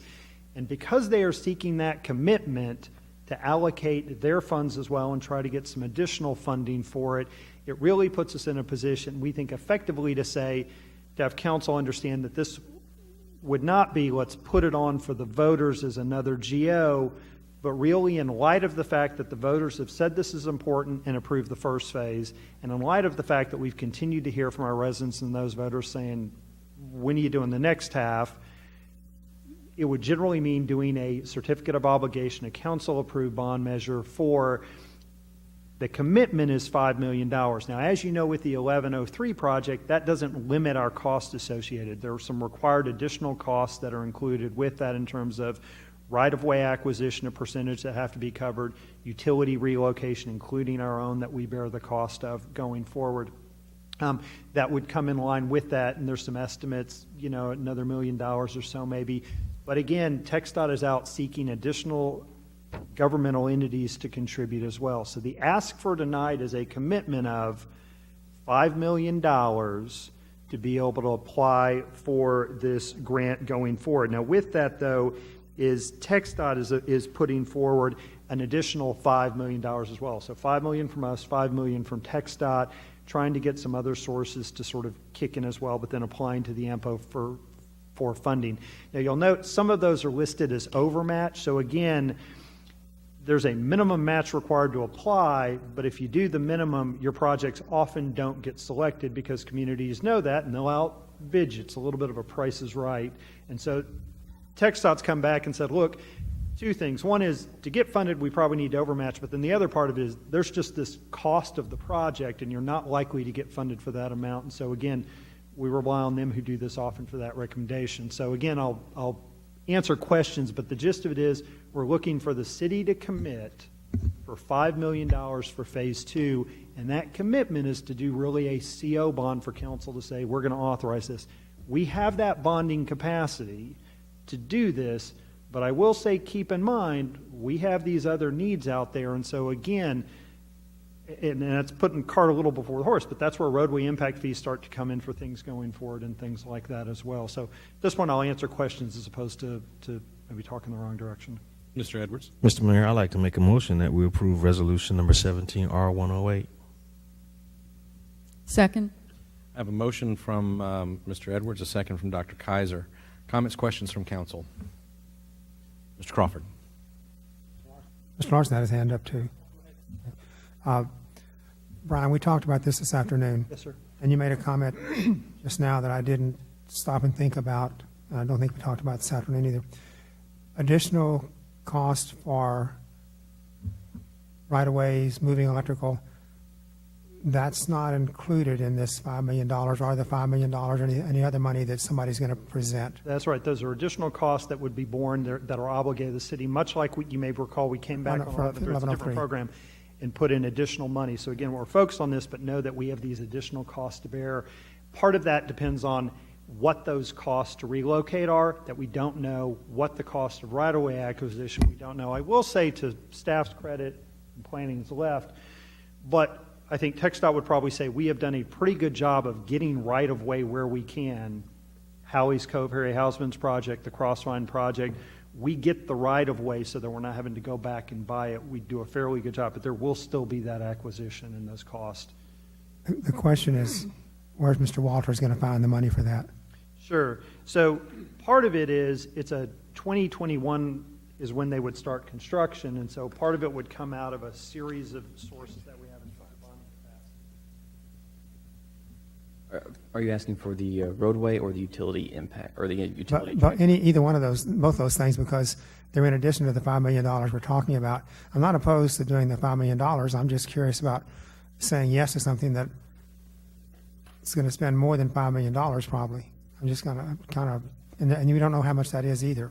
For the utility side, for utility pipes relocation, that would come out of the Water and Sewer Fund, who has currently has a lot more funding and more flexibility to make that project happen. So that side, we're not worried about pushing or delaying projects. And then for the right-of-way acquisition Different story.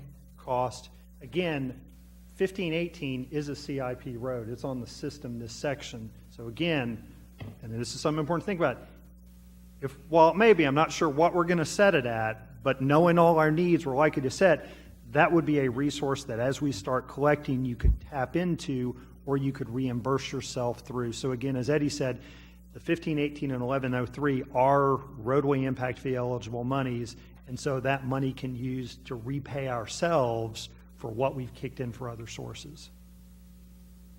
So we'd likely have to tap into those funds as they start coming in. And we don't know if Bear County or anybody else is going to provide any additional funding either, do we? So we don't have a commitment yet, but again, certainly what we have seen, I would say, is Bear County has taken an interest in this area, maybe more so just with the way growth has gone. And so we were optimistic that they would give it a valid consideration. Because again, it's residents of their county who vote for their county elected officials who are saying we need these services and you need to spend some of those monies in these areas. But there isn't that commitment yet, so we shouldn't bank on it. Is the AMPO involved in providing any money out of their funding that they get from the state? So it's the AMPO who we're going to who manages this process and distributes it, if you will. They don't have money in and of themselves other than they manage these funds. They have a vote in how it gets distributed. They have a vote in how it gets distributed. So we're going to them saying, here's our project. We think it makes sense. City's partnering. TxDOT's partnering. TxDOT says it makes sense to do this all at once. It's never going to get cheaper. And again, hopefully we can get some of those at Bear County to participate, hopefully, but not sure yet. And that would strengthen the cause for it. And then again, we'd point to what it does for Randolph and people getting there. You know, we'd likely want them to kind of start prepping that as well. Thank you, Mr. Larson. Mr. Larson, sir. So I guess the reason we have the bonding capacity is because it falls in the next 5-year bonding cycle. Yeah. And when does that 5-year bonding cycle start? Roughly? I mean, that doesn't have to be exact date, but. The original projections was through 2019. Okay. And then 2020 with the new round of bond election would kick off the next round of bonding capacity. And then the 2020 bond capacity, before this opportunity came up, was there any degree of that was generally allocated based on recommendations from the city, or was it left open flexible for purposes of things like this? Right now, it's open and flexible. There will be some that will allocate for GO bonds and current propositions, depending on how many of those pass or fail, will affect the amount we have left over for CO capacity. So okay. We're not quite sure how that'll shake out until we have the. And so a portion of that is dependent upon passing bonding resolutions. So maybe let me try this, and James can correct me. The way I think about it is, we've got this pot of money that is bonding capacity. There's certain things that we can bond through COs, or certain things that we can fund through GOs, certain things we can do other ways, revenue bonds, whatever. And so again, we sort of assume that we'll go out to the voters on stuff. Now, some may say we have no need for recreation facilities, I'm not going to get into that, but we may come back and go, we really want to do the next 2 phases of skate park, or whatever. But that we may say, let's put it out to the voters and see what they want to do, and that would eat it up. Point being is, if we don't go out for GO, then that's not eating up that. But likely we think there will be some things that we've not thought about, don't know about, that we know that over the next 7-8 years we'll likely go, yeah, we really need to go to the voters. We've got change can different. And so I think this is something we absolutely have to do. But the only reason I have questions, the concern I have is when you said we have the money for this, you seem to be counting money that is not yet authorized to belong to the city, because you kept saying, well, if we have this new fee. And so are you saying, as it is today, we have the bonding capacity for this project? We have the bonding capacity for this $5 million commitment. Okay. The other monies, that dollar figure is not known. We would figure out through policy. Certainly what I would say is, once we get into it, that may come in far higher than anyone anticipated for some reason, and everybody may go, yeah, there's no money for that, we can't find it, and we're off. That's not as problematic as if we change our mind. That's where it becomes problematic. The real thing I think you need to understand is, and this we kind of all know in life, there is clearly an opportunity cost for this. By committing this $5 million, it's not available to do something else. But the question really is, in light of the way these things are going, is there anything that we conceive of and that's a higher priority than knocking this out now? And that, I think, is sort of the obvious thing that comes up. But you're right, if we come back and it's not 1 to 2 million these other costs, it's 11, TxDOT's probably going, yeah, we don't have that either. Sorry. That's probably where we don't think so, or we'll see what the county does in this. So be aware of it, but I think it's reasonable to assume there may be some other funding sources, but it may come back on us. Yeah. Well, and just as a commentary, being on 1518 during rush hour on the way home now and seeing the growth projections for the next 10 years, I can't, it's horrifying now. We've got to do something. So. Once the South Schertz plant opens and once the Womanhonger Creek water lines open, we will get hit, in my opinion, with a tremendous amount of development pressure. It will, because that is really this limiting factor down there, is much of that area does not have sewer service. It's capped. And there's a lot of pent-up demand. I suspect that if I say too much, I'll oversell the sale. So I've got a motion and a second. I'll call for the vote. Aye. Aye. Aye. Aye. Aye. Aye. Aye. 7 ayes and no nays. My supposition was correct. All right, this time the next item on the agenda is roll call vote confirmation. Consent agenda items 1 through 6 and number 11. Motion was made by Mayor Pro Tem Edwards, seconded by Councilmember Gutierrez. Mayor Pro Tem Edwards, Councilmembers Davis, Gutierrez, Larson, Scagliola, Kaiser, Crawford voted yes. No one voted no. Motion passed. Item number 7, resolution number 17R104. A motion was made by Councilmember Crawford, seconded by Councilmember Kaiser. Mayor Pro Tem Edwards, Councilmembers Davis, Gutierrez, Scagliola, Kaiser, Crawford voted yes. No one voted no. Motion passed. Number 8, resolution number 17R105. Motion was made by Councilmember Gutierrez, seconded by Mayor Pro Tem Edwards. Mayor Pro Tem Edwards, Councilmembers Davis, Gutierrez, Larson, Scagliola, Kaiser, Crawford voted yes. No one voted no. Motion passed. Item number 9, resolution number 17R102. Motion was made by Councilmember Crawford, seconded by Mayor Pro Tem Edwards. Mayor Pro Tem Edwards, Councilmembers Davis, Gutierrez, Larson, Scagliola, Kaiser, Crawford voted yes. No one voted no. Motion passed. Item number 10, resolution number 17R108. Motion was made by Mayor Pro Tem Edwards, seconded by Councilmember Kaiser.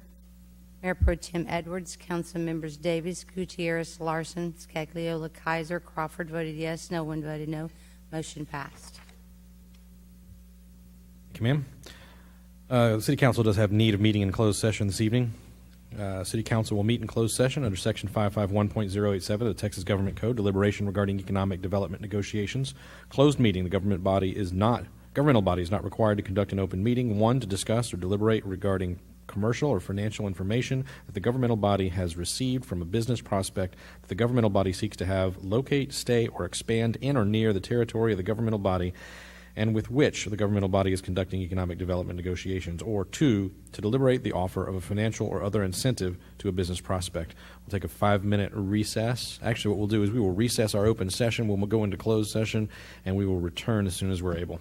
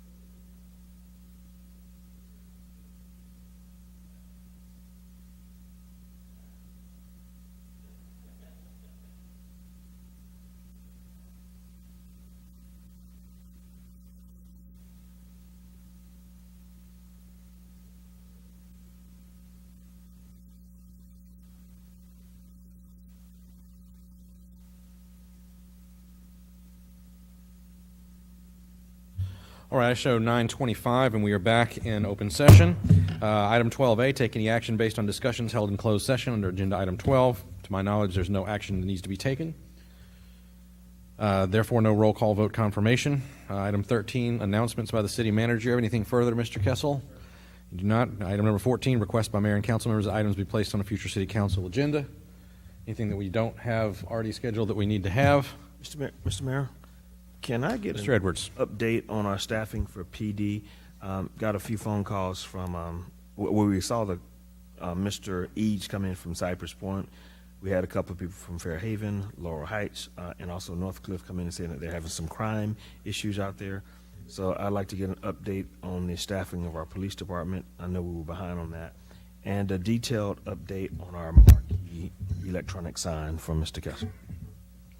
And do you want that to just an update to you said, do you, for you personally, or do you want a council briefing? Council briefing, if you don't mind. And we can do it at the workshop if necessary. I'll work with the city secretary to find, and staff to find a time in a future meeting where we can get that scheduled. I don't know what time may be necessary. All right. Anyone else? Dr. Scagliola. I was just wondering that at the retreat or the workshop we were having, if we could actually bring up the social media discussion again. I don't know if it was on the schedule, but I think it needs to be addressed.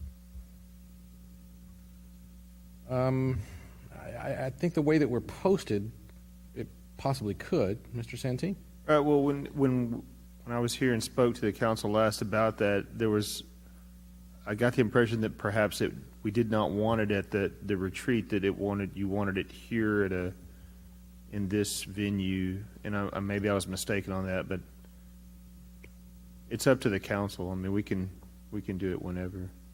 Where doesn't matter. I was just wondering when. And that's But it sounds like you have it taken care of. Thank you. Up to the council. A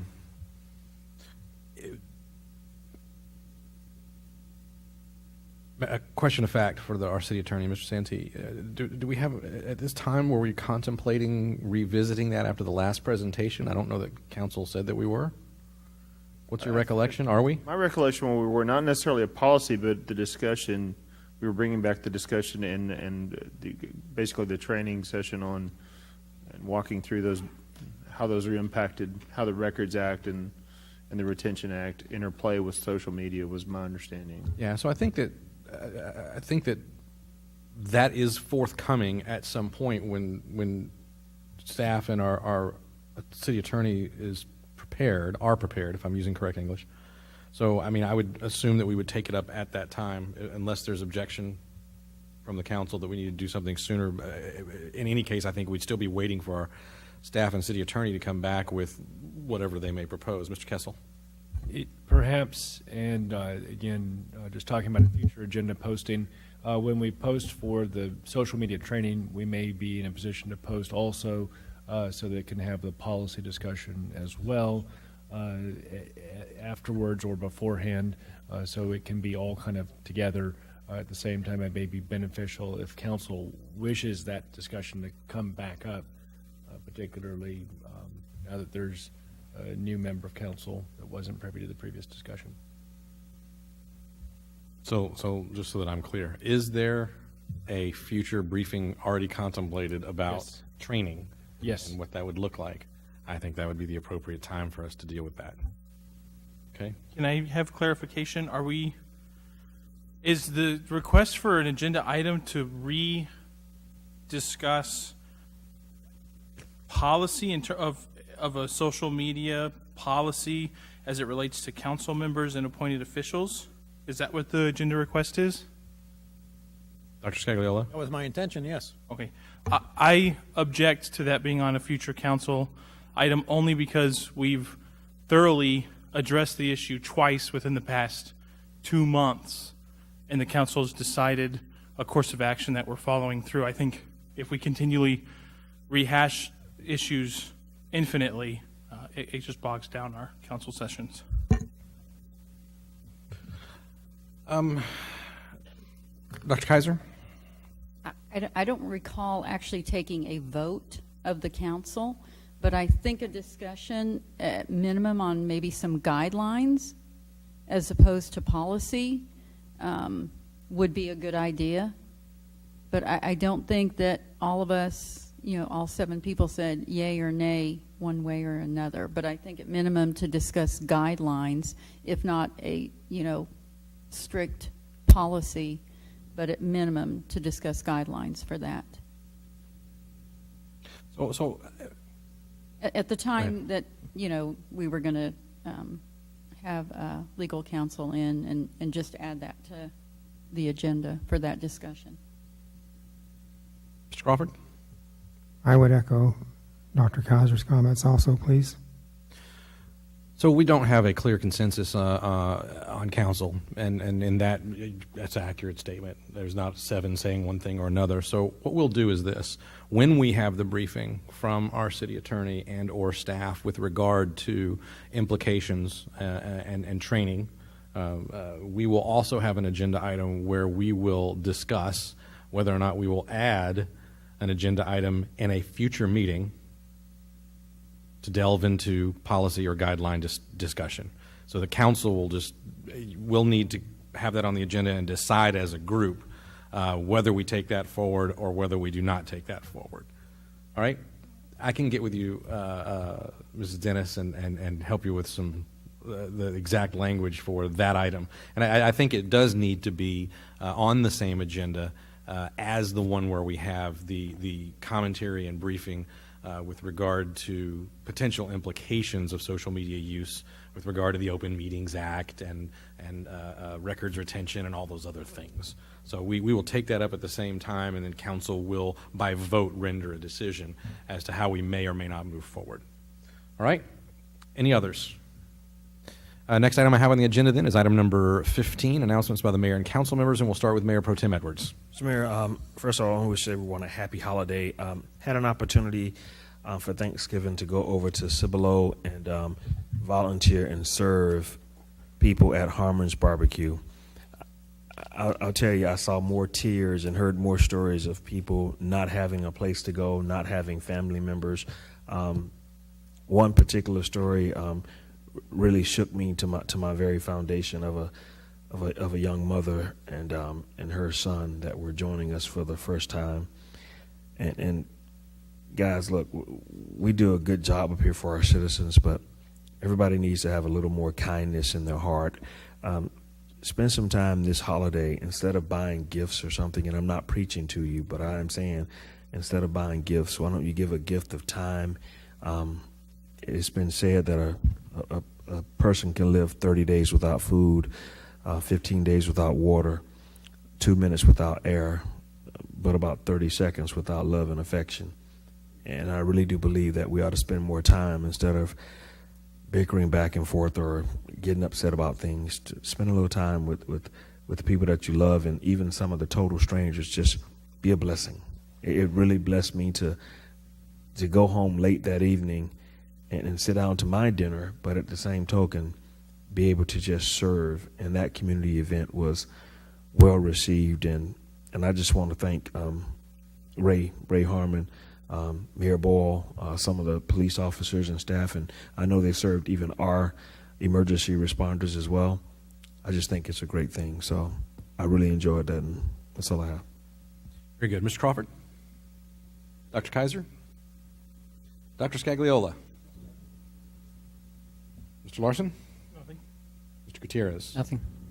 Mr. Davis? Nothing, sir. I would only like to say that Dr. Scagliola, welcome back onto the City Council. Look forward to having you work with us for the next 3 years. And, congratulations are simply in order. Well done. Any other comments or questions from council or staff? Then we stand adjourned.